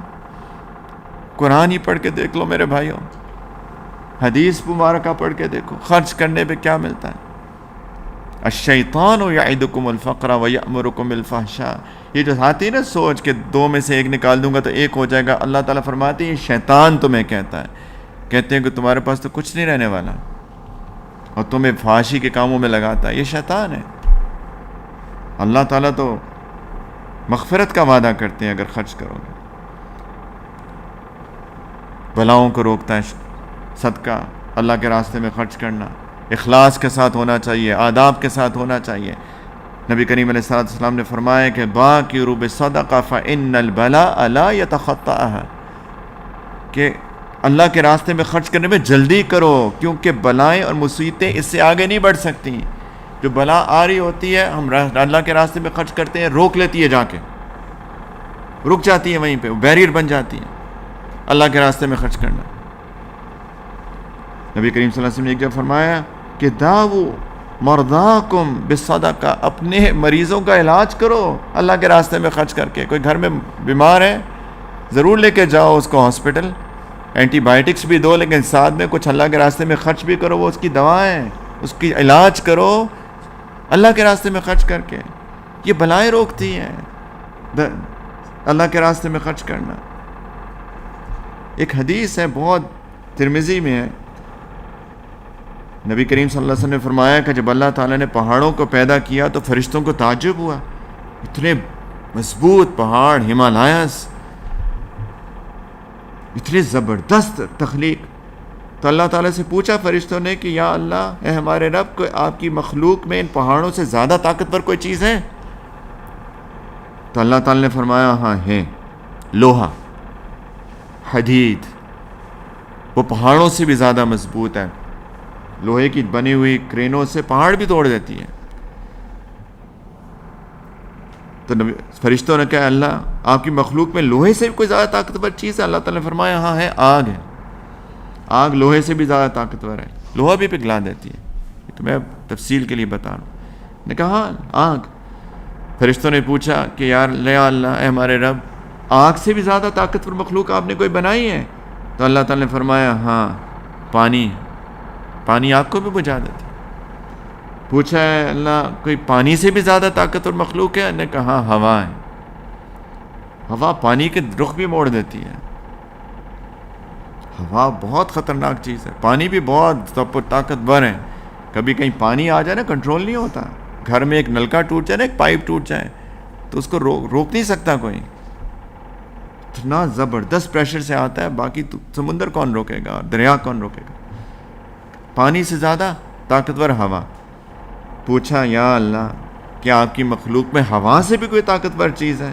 اللہ تعالی نے فرمایا ہاں، انسان کا وہ اللہ کے راستے میں دیا گیا مال، جس سے وہ اپنے دائیں ہاتھ سے نکالتا ہے اور ایسے اخلاص سے نکالتا ہے کہ بائیں ہاتھ کو بھی پتہ نہیں چلتا. وہ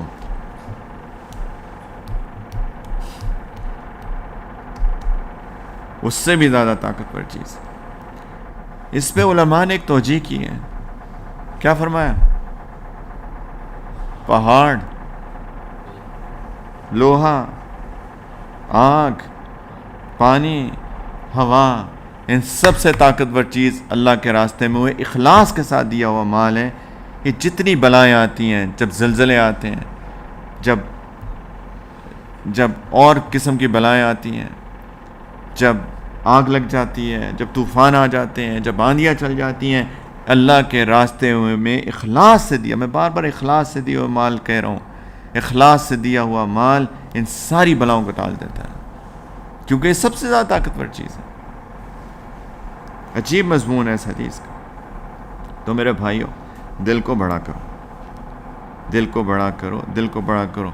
وقت بہت لے لیا، میں جلدی کچھ اور فضائل بھی بتا دوں، کیونکہ فضائل کے بغیر تو دل ہمارے شرح صدر ہی نہیں ہوتا.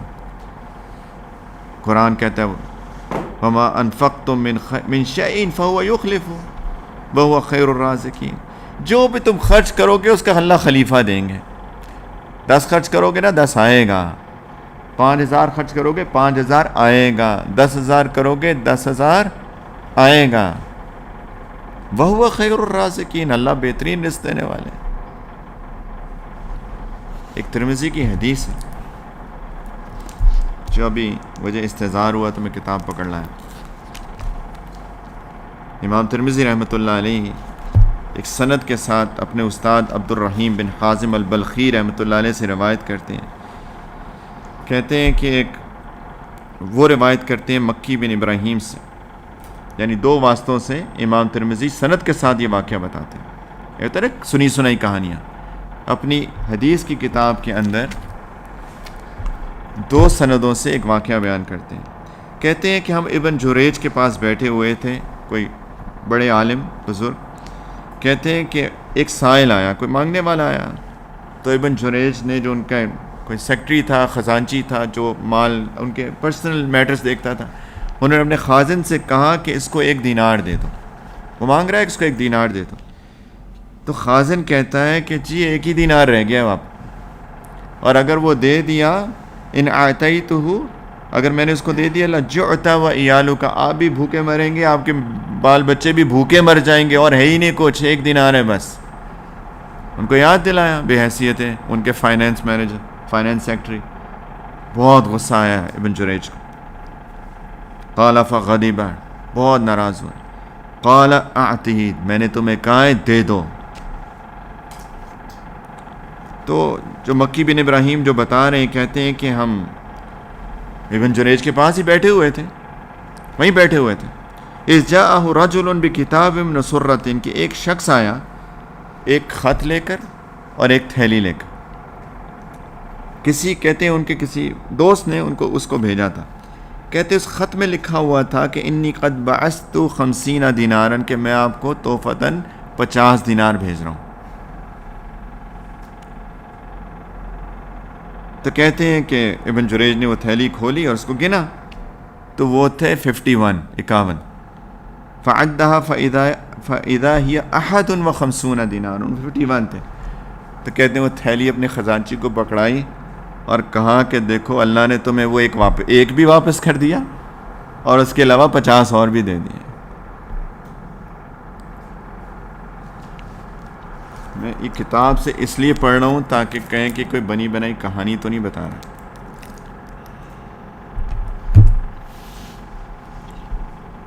ہم یہی سوچتے رہتے ہیں 5 دے دیے تو آئے گا کہاں سے۔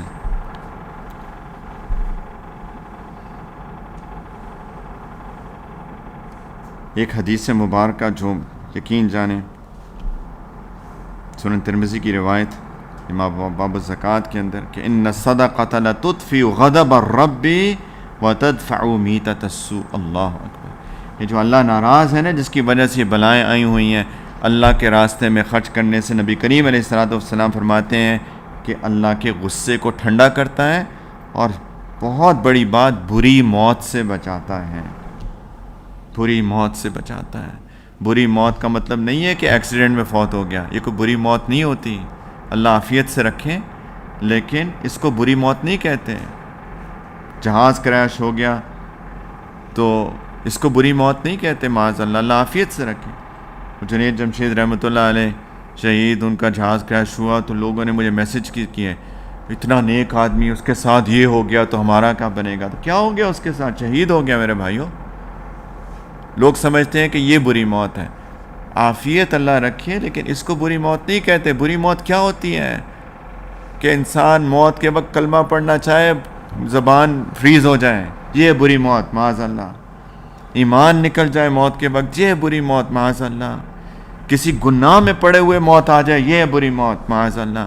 کہ ابھی تک کسی گناہ سے توبہ نہیں کی اور ایک دم موت آ گئی، پکڑ لی موت نے، فرشتے نے، یہ بری موت، معاذ اللہ۔ نبی کریم صلی اللہ علیہ وسلم فرما رہے ہیں اللہ کے راستے میں خرچ کیا کرو، اللہ کا غصہ ٹھنڈا کرتی ہے، بری موت سے بچاتی ہے۔ اور کیا چاہیے؟ ان الصدقۃ لتطفئ عن اہلها حر القبور، صدقہ دینے والوں کے لیے قبر کی گرمی کو بجھاتا ہے۔ سبعۃ یظلھم اللہ فی ظلہ یوم لا ظل الا ظلہ، مشہور زمانہ حدیث شاید سب کو آتی ہے۔ قیامت کے دن اللہ تعالیٰ 7 طرح کے لوگوں کو اپنے سائے میں جگہ دیں گے جہاں اور کوئی سایہ نہیں ہوگا۔ ان میں سے ایک کون ہے؟ رجل تصدق بصدقة فأخفاها حتى لا تعلم شماله ما تنفق يمينه. صحیح البخاری کی حدیث. ان میں سے کون ہوگا جو اللہ کے راستے میں خرچ کرتا ہے اور ایسے چھپا کے کرتا ہے کہ اس کے بائیں ہاتھ کو پتہ نہیں چلتا کہ دائیں ہاتھ نے کیا دیا. اللہ اس کو قیامت کے دن اپنے سائے میں جگہ دیں گے جہاں ایک سایہ ہوگا بس. نبی کریم صلی اللہ علیہ وسلم فرماتے جہنم سے حفاظت. نبی کریم صلی اللہ علیہ وسلم نے فرمایا کہ ما منکم من احد الا سیکلمہ اللہ لیس بینہ وبینہ ترجمان. قیامت کے دن اللہ تعالیٰ بندوں سے کلام کریں گے اس حال میں کہ کوئی ترجمان نہیں ہوگا, ڈائریکٹ کلام. ہمارا تو ایک انٹرویو ہوتا ہے نا, جاب انٹرویو, سی ای او لے رہا ہے تو ایسے کامتے ہیں. اللہ تعالیٰ انٹرویو لیں گے قیامت کے دن. نبی کریم صلی اللہ علیہ وسلم فرماتے فَيَنْظُرُ أَيْمَنَ مِنْهُ فَلَا يَرَى إِلَّا مَا قَدَّمَ. وہ اپنے دائیں طرف دیکھے گا, اس کو صرف اپنے اعمال نظر آئیں گے جو اس نے بھیجے. فَيَنْظُرُ أَشْأَمَ مِنْهُ فَلَا يَرَى إِلَّا مَا قَدَّمَ. بائیں طرف دیکھے گا, اس کو اپنے اعمال نظر آئیں گے جو اس نے آگے بھیجے, نیک اعمال برے اعمال. وَيَنْظُرُ بَيْنَ يَدَيْهِ فَلَا يَرَى إِلَّا النَّارَ تِلْقَاءَ وَجْهِهِ. اپنے سامنے دیکھے گا, آگ نظر آئیں گی جہنم کی. اب سوچیں, اللہ تعالیٰ بات کر رہے ہیں, یہاں نیک اعمال, یہاں برے اعمال, وہ جہنم. کہ اگر وزن ہونے والا ہے ترازو میں, اگر دائیں نیک اعمال بائیں اعمال پہ بھاری نہ آئے تو یہ میرا ٹھکانہ ہے. سوچ کیا حال ہوگا انسان. یہاں تو زیادہ سے زیادہ جاب نہیں ملے گی, انٹرویو فیل ہو گئے, یا انٹرویو فیل ہوئے تو یہ ٹھکانہ سامنے اللہ تعالیٰ دکھائیں گے. نبی کریم صلی اللہ علیہ وسلم نے فرمایا کیسے بچو اس آگ سے. فَاتَّقُوا النَّارَ وَلَوْ بِشِقِّ تَمْرَةٍ. کچھ بھی نہیں ہونا, اگر ایک کھجور بھی پوری نہیں ہے, کھجور کا ٹکڑا بھی ہے, نبی کریم صلی اللہ علیہ وسلم فرمانے اس کو بھی اللہ کے راستے میں خرچ کر کے اپنے آپ کو اس جہنم سے بچا لو.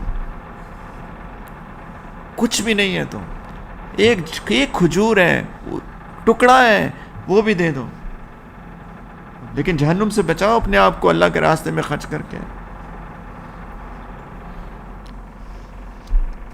اللہ تعالیٰ فرماتے ہیں جنت اعدت للمتقین. متقیوں کے لیے جنت کون ہے؟ الذین ينفقون فی السراء والضراء. جو خوشحالی میں بھی تنگی میں بھی اللہ کے راستے میں خرچ کرتے ہیں. ہم تو میتھ ہی کرتے رہتے ہیں نا, جاب نہیں ہے, اتنے ہو گئے, یہ ہو جائے گا, اسی لیے تو جاب دوسری ملتی نہیں ہے, اسی لیے تو بزنس ہوتا نہیں ہے ٹھیک, کیونکہ کہتے ہیں جب ٹھیک ہو جائے گا تب خرچ کریں گے. الذین ينفقون فی السراء والضراء. تنگی میں بھی خرچ کرتے ہیں.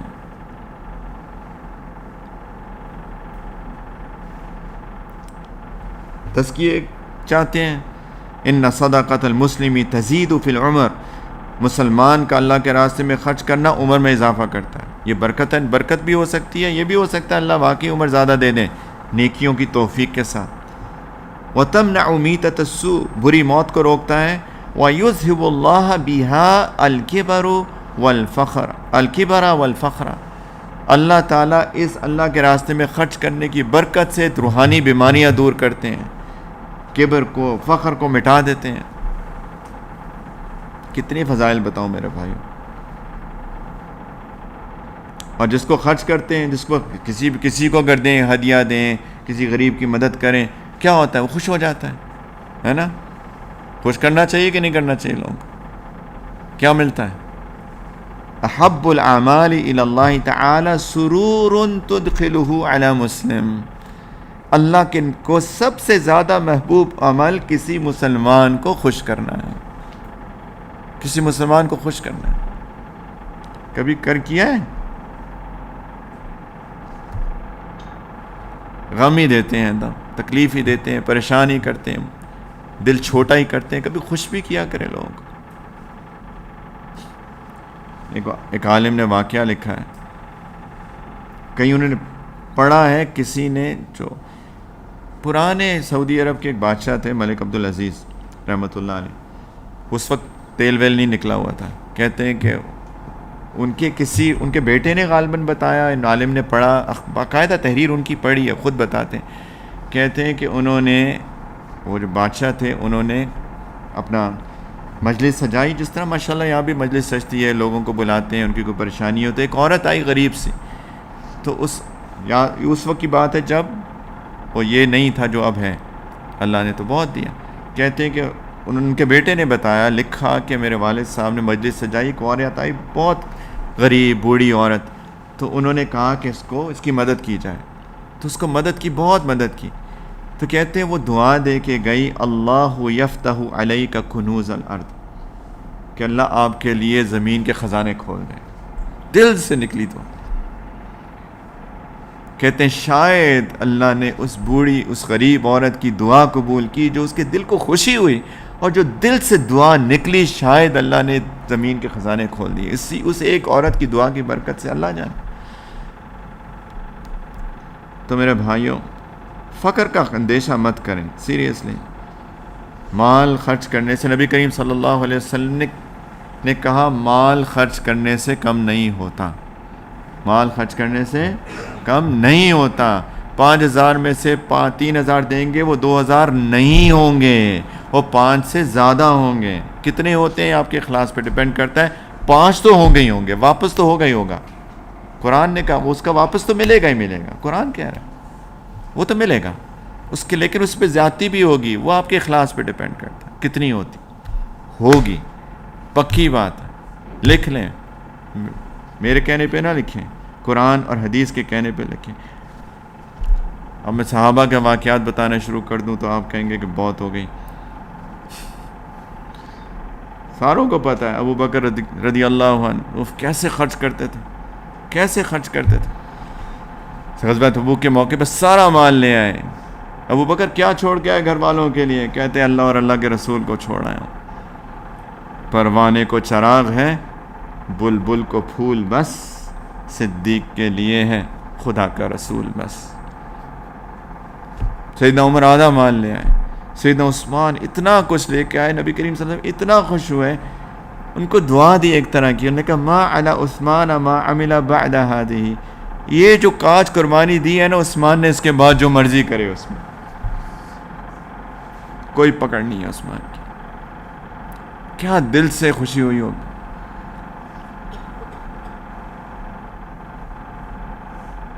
تو میرے بھائیوں، خرچ کرو، خرچ کرو، دل کھول کے خرچ کرو، آئے گا واپس، آئے گا واپس، آئے گا واپس. اور جس ٹاپک پہ کانٹیکسٹ میں بات کر رہے ہیں، بلائیں دور ہوتی ہیں، مصیبتیں دور ہوتی ہیں، پریشانیاں دور ہوتی ہیں. لوگوں کو کھانے کھلاؤ. نبی کریم صلی اللہ علیہ وسلم نے فرمایا ہر جاندار کو کھانے کھلانے میں اجر ہے. بلی کو کھانے کھلاؤ، جانوروں کو کھلاؤ. انسان تو انسان ہے، بڑی بات ہے، انسانوں کو کھلاؤ. یہ جو لوگوں کو کھانا کھلانا نا، یہ بہت بڑی عبادت ہے. اطعموا الطعام، افشوا السلام واطعموا الطعام وصلوا الارحام وصلوا باللیل والناس نیام تدخلوا الجنۃ بسلام. سلام کیا کرو لوگوں کو، پھیلاؤ اس کو، کھانے کھلاؤ لوگوں کو. رشتہ داریاں جوڑو، توڑو نہیں. اور رات کو نماز اس وقت پڑھو جب لوگ سو رہے ہوتے ہیں، جنت میں سلامتی کے ساتھ داخل ہو جاؤ. فرائض کی پابندی اگر کرتے رہیں گے تو. اور دوام کے ساتھ خرچ کریں، یہ نہیں کہ بس ایک دفعہ کر لیا تو ساری عمر کے لیے کافی ہے. تو پلیز میرے بھائیوں، یہ ہیں بلاؤں کو روکنے کے کچھ تھوڑے سے اعمال، ان پہ جم جائیں، انشاءاللہ یہ وبا ٹلے گی. لیکن یہ میری ذمہ داری ہے، ہم سب کی ذمہ داری ہے، ہم سب کی انفرادی طور پہ. ہر گناہ چھوڑنا ہے، غلطی ہو جائے استغفار کرنا ہے. تیسرا دعاؤں کا اہتمام کیا کریں. اور چوتھا، دل کھول کے اخلاص کے ساتھ خرچ کریں. پھر دیکھیں انشاءاللہ. جب اللہ کے فیصلے تو اللہ کے فیصلے ہوتے ہیں، لیکن کم از کم اپنا حصہ تو ڈال دیں نا. یہ تو میرا حصہ ہے نا، یہ میرا حصہ اس وبا کو دور کرنے میں، یہ میری کنٹریبیوشن ہے. اور یہ تو اللہ، لیکن کم از کم ذات سے تو بلائیں دور ہوں گی، ذات سے تو پریشانیاں دور ہوں گی. یہ سارے فضائل تو ملیں گے نا میری ذات کو انشاءاللہ.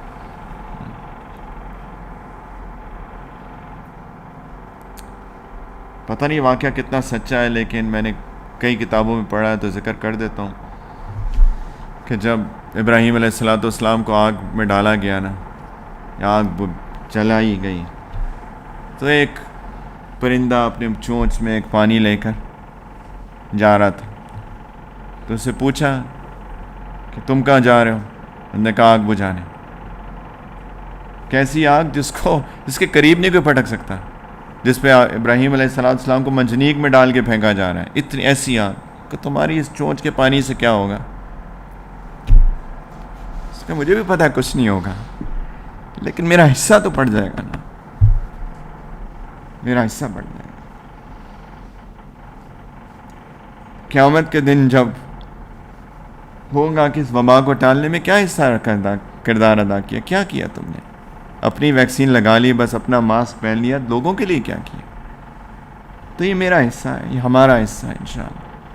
یہ ہے وبا کو ٹالنے کے اسباب، اور باقی ساری مصیبتیں پریشانیاں جس میں دنیا گھری ہوئی ہے اور ہر بندہ انفرادی طور پہ گھرا ہوا ہے، پریشان ہے، یہ ہے اسباب میرے بھائیوں، یہ ہے ایمانی اسباب۔ خدا کے واسطے میں اپنے آپ کو بھی واسطہ دیتا ہوں اللہ کا، اور سب کو دیتا ہوں، پلیز اس کو پلیز سیریس نے کوئی اس کو ایک بیان سمجھ کے جا کے اپنی وہی بد نظری، بد زبانی، حسد، تکبر، کینہ، بغض، لوگوں کو بلا وجہ ان پہ ظلم کرنا، اپنی جان پہ ظلم کرنا، وہی وقت نہ نکالنا، نہ ذکر کے لیے وقت، نہ معمولات کے لیے وقت، نہ قرآن کے لیے وقت، نہ دعا کے لیے وقت، دل چھوٹے چھوٹے۔ خدا کے واسطے میں امید کرتا ہوں آپ سب لوگوں سے جو بھی سن رہے ہیں کہ انشاءاللہ ہم لوگ آج توبہ کر کے جائیں گے، اور انشاءاللہ اپنی زندگی کو اس کے مطابق بنائیں گے۔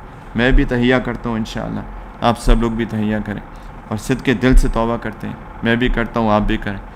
ان کلمات کو سچے دل سے میرے ساتھ پڑھ لیں، استغفار توبہ کی نیت سے، انشاءاللہ کہ میں سارے گناہوں سے، ساری کوتاہیوں سے توبہ کرتا ہوں۔ اگر کوئی شخص بیت توبہ کرنا چاہتا ہے تو اس کی اضافی نیت بھی کر سکتا ہے۔ سب لوگ اخلاص کے ساتھ کہیں بسم اللہ الرحمن الرحیم، لا الہ الا اللہ محمد الرسول اللہ، آمنت باللہ وملائکتہ وکتبہ ورسلہ والیوم الآخر والقدر خیرہ وشرہ من اللہ تعالی والبعث بعد الموت، آمنت باللہ کما ہوا باسمائہ وصفاتہ وقبلت جمیع احکامہ، اقرار باللسان وتصدیق بالقلب، اشہد ان لا الہ الا اللہ واشہد ان محمدا عبدہ ورسولہ، استغفر اللہ ربی من کل ذنب واتوب الیہ برحمتک یا ارحم الراحمین۔ جو میں نے معمولات بتائیں پلیز بیان کے دوران اس کی پابندی کریں سب لوگ، استغفار، درود شریف، قرآن کی تلاوت، تھوڑا مراقبہ، آنکھیں بند کر کے اللہ سے لو لگا کے تھوڑی دیر بیٹھا کریں، اور ہر وقت اللہ کا استحضار رکھیں۔ اللہ دیکھ رہے ہیں، جانتے ہیں، میں چھپا نہیں ہوں اللہ سے کبھی بھی۔ دعا کر لیتے ہیں۔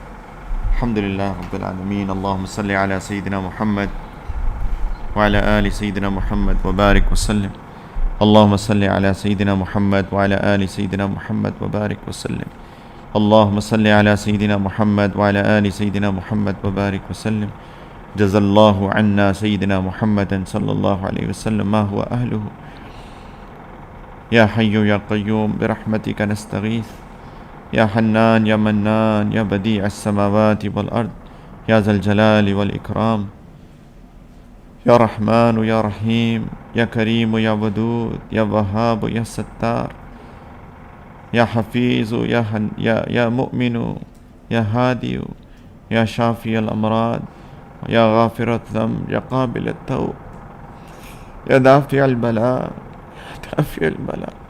یا دافع البلاء یا کریم یا رزاق یا معز یا اللہ، لا الہ الا انت سبحانک انا کنا من الظالمین، ربنا ظلمنا انفسنا وان لم تغفر لنا وترحمنا لنكونن من الخاسرین، رب اغفر وارحم وانت خیر الراحمین، یا ارحم الراحمین یا اکرم الاکرمین۔ یا اللہ اس مجلس کو قبول فرما لیجیے میرے مولا، آپ کی توفیق سے جو ٹوٹی پھوٹی کچھ باتیں ہوئی میرے مالک، اللہ اس کو قبول بھی فرما لیجیے، اللہ عمل کی توفیق بھی دے دیجیے میرے مالک۔ یا ارحم الراحمین، جو زبان پھسلی، یا اللہ غلطی ہوئی انجانے میں میرے مالک، اس کو معاف فرما دیجیے، اللہ قبول فرما لیجیے۔ یا ارحم الراحمین، یا کرم کرنے والے رب، یا اللہ یہ جو ہم نے اپنی جان پہ مصیبتیں پالی ہوئی ہیں میرے مالک، یا اللہ ہمارے دل مغموم ہے یا اللہ، اپنے گناہوں کی بوجھ کی وجہ سے یا اللہ غم میں ڈوبے ہوئے ہیں میرے مالک، یا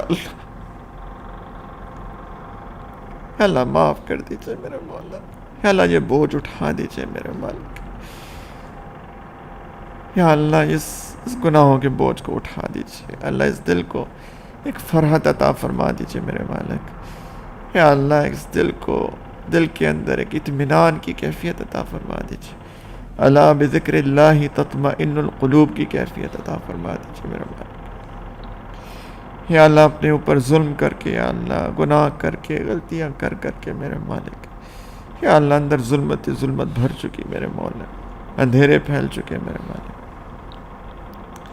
یا اللہ اپنے کرم سے میری آج کی رات کی توبہ قبول کر کے میرے مولا، یا اللہ ان اندھیروں کو روشنی سے تبدیل فرما دیجیے، یا اللہ جو گناہ کیے میرے مالک، یا اللہ ان ساری سیئات کو حسنات سے تبدیل فرما دیجیے میرے مولا، یا اللہ مایوسی سے بچا لیجیے میرے مولا، کرم کر دیجیے، اللہ رحم کر دیجیے میرے مالک، حفاظت میں لے لیجیے، یا اللہ ہر شر فتنے سے بچا لیجیے، ظاہری باطنی فتنوں سے بچا لیجیے، یا اللہ دجالی فتنوں سے بچا لیجیے میرے مولا، یہ جو شیاطین نے ہمارے اوپر قبضہ جمایا ہوا ہے میرے مالک، یا اللہ ان شیاطین کو ہم سے دور فرما دیجیے، اللہ یہ جو شیطانی اثرات ہمارے اندر بیٹھ چکے ہیں، اللہ ان اثرات کو اپنی قدرت سے دور فرما دیجیے، یا اللہ اپنے گناہوں کی وجہ سے جو اثرات ہمارے دلوں میں آ چکے ہیں ان اثرات کو دور فرما دیجیے میرے مولا، کرم کر دیجیے میرے مولا، رحم کر دیجیے، اللہ آسانیوں کے فیصلے فرما دیجیے،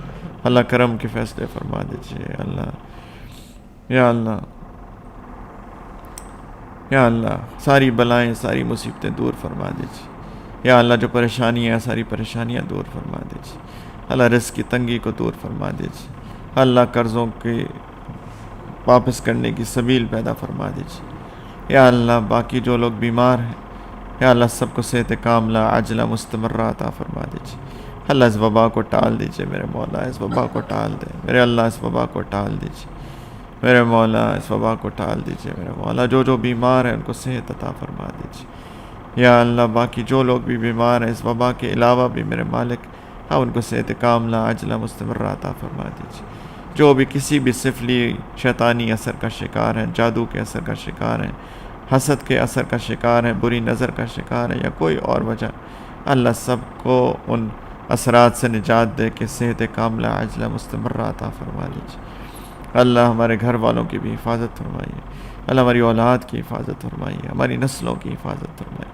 اللہ ایک ایک بندے کی تا قیامت حفاظت فرمائیے، کہ اللہ سب کے ایمان کی حفاظت فرمائیے، جان مال عزت آبرو کی حفاظت فرمائیے، سب کو نیک بنائیے میرے مولا، اپنے دین کا علم عطا فرمائیے، اللہ اپنے ذکر والا بنائیے، اپنے شکر والا بنائیے، اپنی نعمتوں میں رکھیے، عافیت کے ساتھ، برکتوں کے ساتھ، وسعتوں کے ساتھ میرے مولا، اپنے دین کی خدمت کے لیے ہم سب کو، ہماری نسلوں میں ایک ایک بندے کو قبول فرمائیے، ہم قابل نہیں ہیں لیکن یا اللہ آپ کے ہاں تو قابلیت نہیں قبولیت چلتی ہے، قبول فرما لیجیے میرے پیارے اللہ، یا اللہ ہمیں عالی اخلاق والا بنائیے، اللہ ہمارے اخلاق اچھے فرما دیجیے، اللہ ہمارے اخلاق اچھے فرما دیجیے میرے مولا، ہماری اخلاق اچھے فرما دیجیے، اللہ ہماری زبان میٹھی فرما دیجیے میرے مولا، ہماری آنکھوں میں حیا پیدا فرما دیجیے، یا اللہ ہماری زبان میں مٹھاس پیدا فرما دیجیے میرے مولا، ہمارے دلوں میں نیک جذبات نیک خیالات عطا فرما دیجیے، اللہ اپنی شدید محبت عطا فرما دیجیے، اللہ نبی کریم علیہ السلام کی جانثار محبت عطا فرما دیجیے،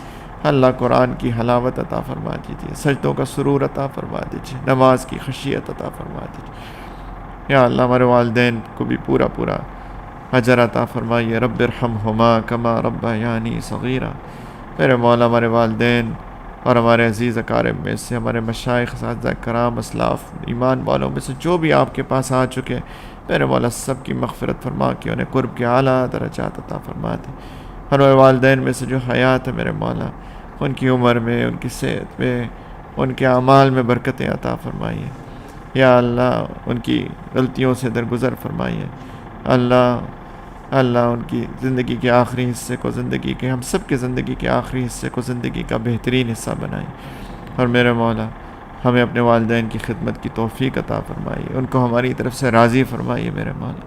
ہمیں پتہ ہے میرے مالک ان کی رضا میں آپ کی رضا ہے، میرے مولا ہماری طرف سے ان کا دل راضی رہے میرے مالک۔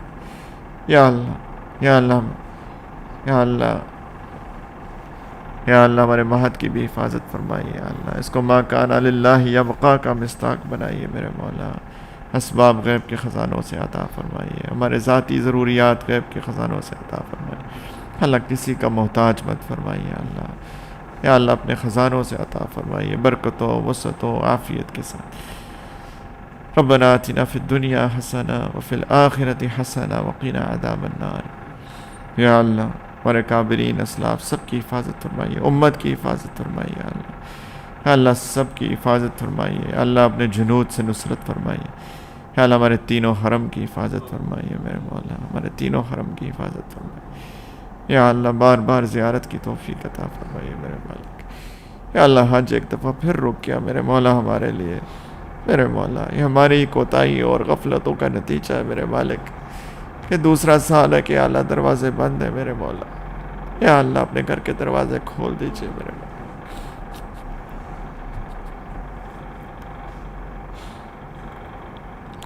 اللہ نبی کریم علیہ السلام کی زیارت کی یا اللہ دروازے کھول دیجئے میرے مولا، جو بے ادبیاں ہوئیں معاف کر دیجئے، بار بار بلائیے میرے مالک، بار بار بلائیے یا اللہ، جس جس نے دعاؤں کے لیے کہا سب کی دعاؤں کو قبول فرما لیجئے، حاجات پوری فرما دیجئے، سب کی پریشانیاں دور کر دیجئے میرے مالک۔ یا اللہ دلوں کو اطمینان دے دیجئے اللہ، ایمان کی کیفیات دے دیجئے اللہ، ایمان کی حلاوت دے دیجئے میرے مولا، ایمان کی حلاوت دے دیجئے اللہ، ایمان کی حلاوت دے دیجئے میرے مالک، ایمان کی حلاوت دے دیجئے، ایمان کی حلاوت دیتے میرے مالک، ایمان کی حلاوت دیتے یا اللہ۔ ایک لمحہ بھی آپ سے غفلت نہ ہو میرے مالک، ایک لمحہ بھی غفلت نہ ہو میرے مولا، ایک لمحہ بھی غفلت نہ ہو میرے مولا۔ میرے مولا موت کی تیاری کی توفیق عطا فرمائی، اور جب وقت مقرر آئے میرے مولا اپنی رضا والی، عافیت والی اللہ، مغفرت والی اللہ، اپنی رحمت کی بشارت والی، جنت کی بشارت والی، آپ سے ملاقات کے شوق والی، کلمے کی توفیق والی، یقین کی کیفیت والی میرے مولا، یا اللہ اپنے وقت پہ اپنے پاس بلائیے گا، قبر کی اور آخرت کی منازل آسان کر کے بلا حساب کتاب محض اپنی رحمت اور نبی کریم علیہ السلام کی شفاعت سے ان کے قدموں میں جنت الفردوس میں جمع فرمائیے گا، اور اپنا دیدار بے حجاب اور اپنی دائمی رضا عطا فرمائیے۔ اللہ مانگنا تو نہیں آتا، بن مانگے عطا فرما دیجیے اللہ، علم کا نور دے دیجیے میرے اللہ، قرآن کا نور دے دیجیے میرے مولا، حدیث مبارکہ کا نور دے دیجیے یا ارحم الراحمین، عمل کی توفیق دے دیجیے میرے مولا۔ ربنا تقبل منا انك انت السميع العليم وتب علينا انك انت التواب الرحيم، صلى الله على النبي الكريم وعلى آله وصحبه اجمعين برحمتك يا ارحم الراحمين، والحمد لله۔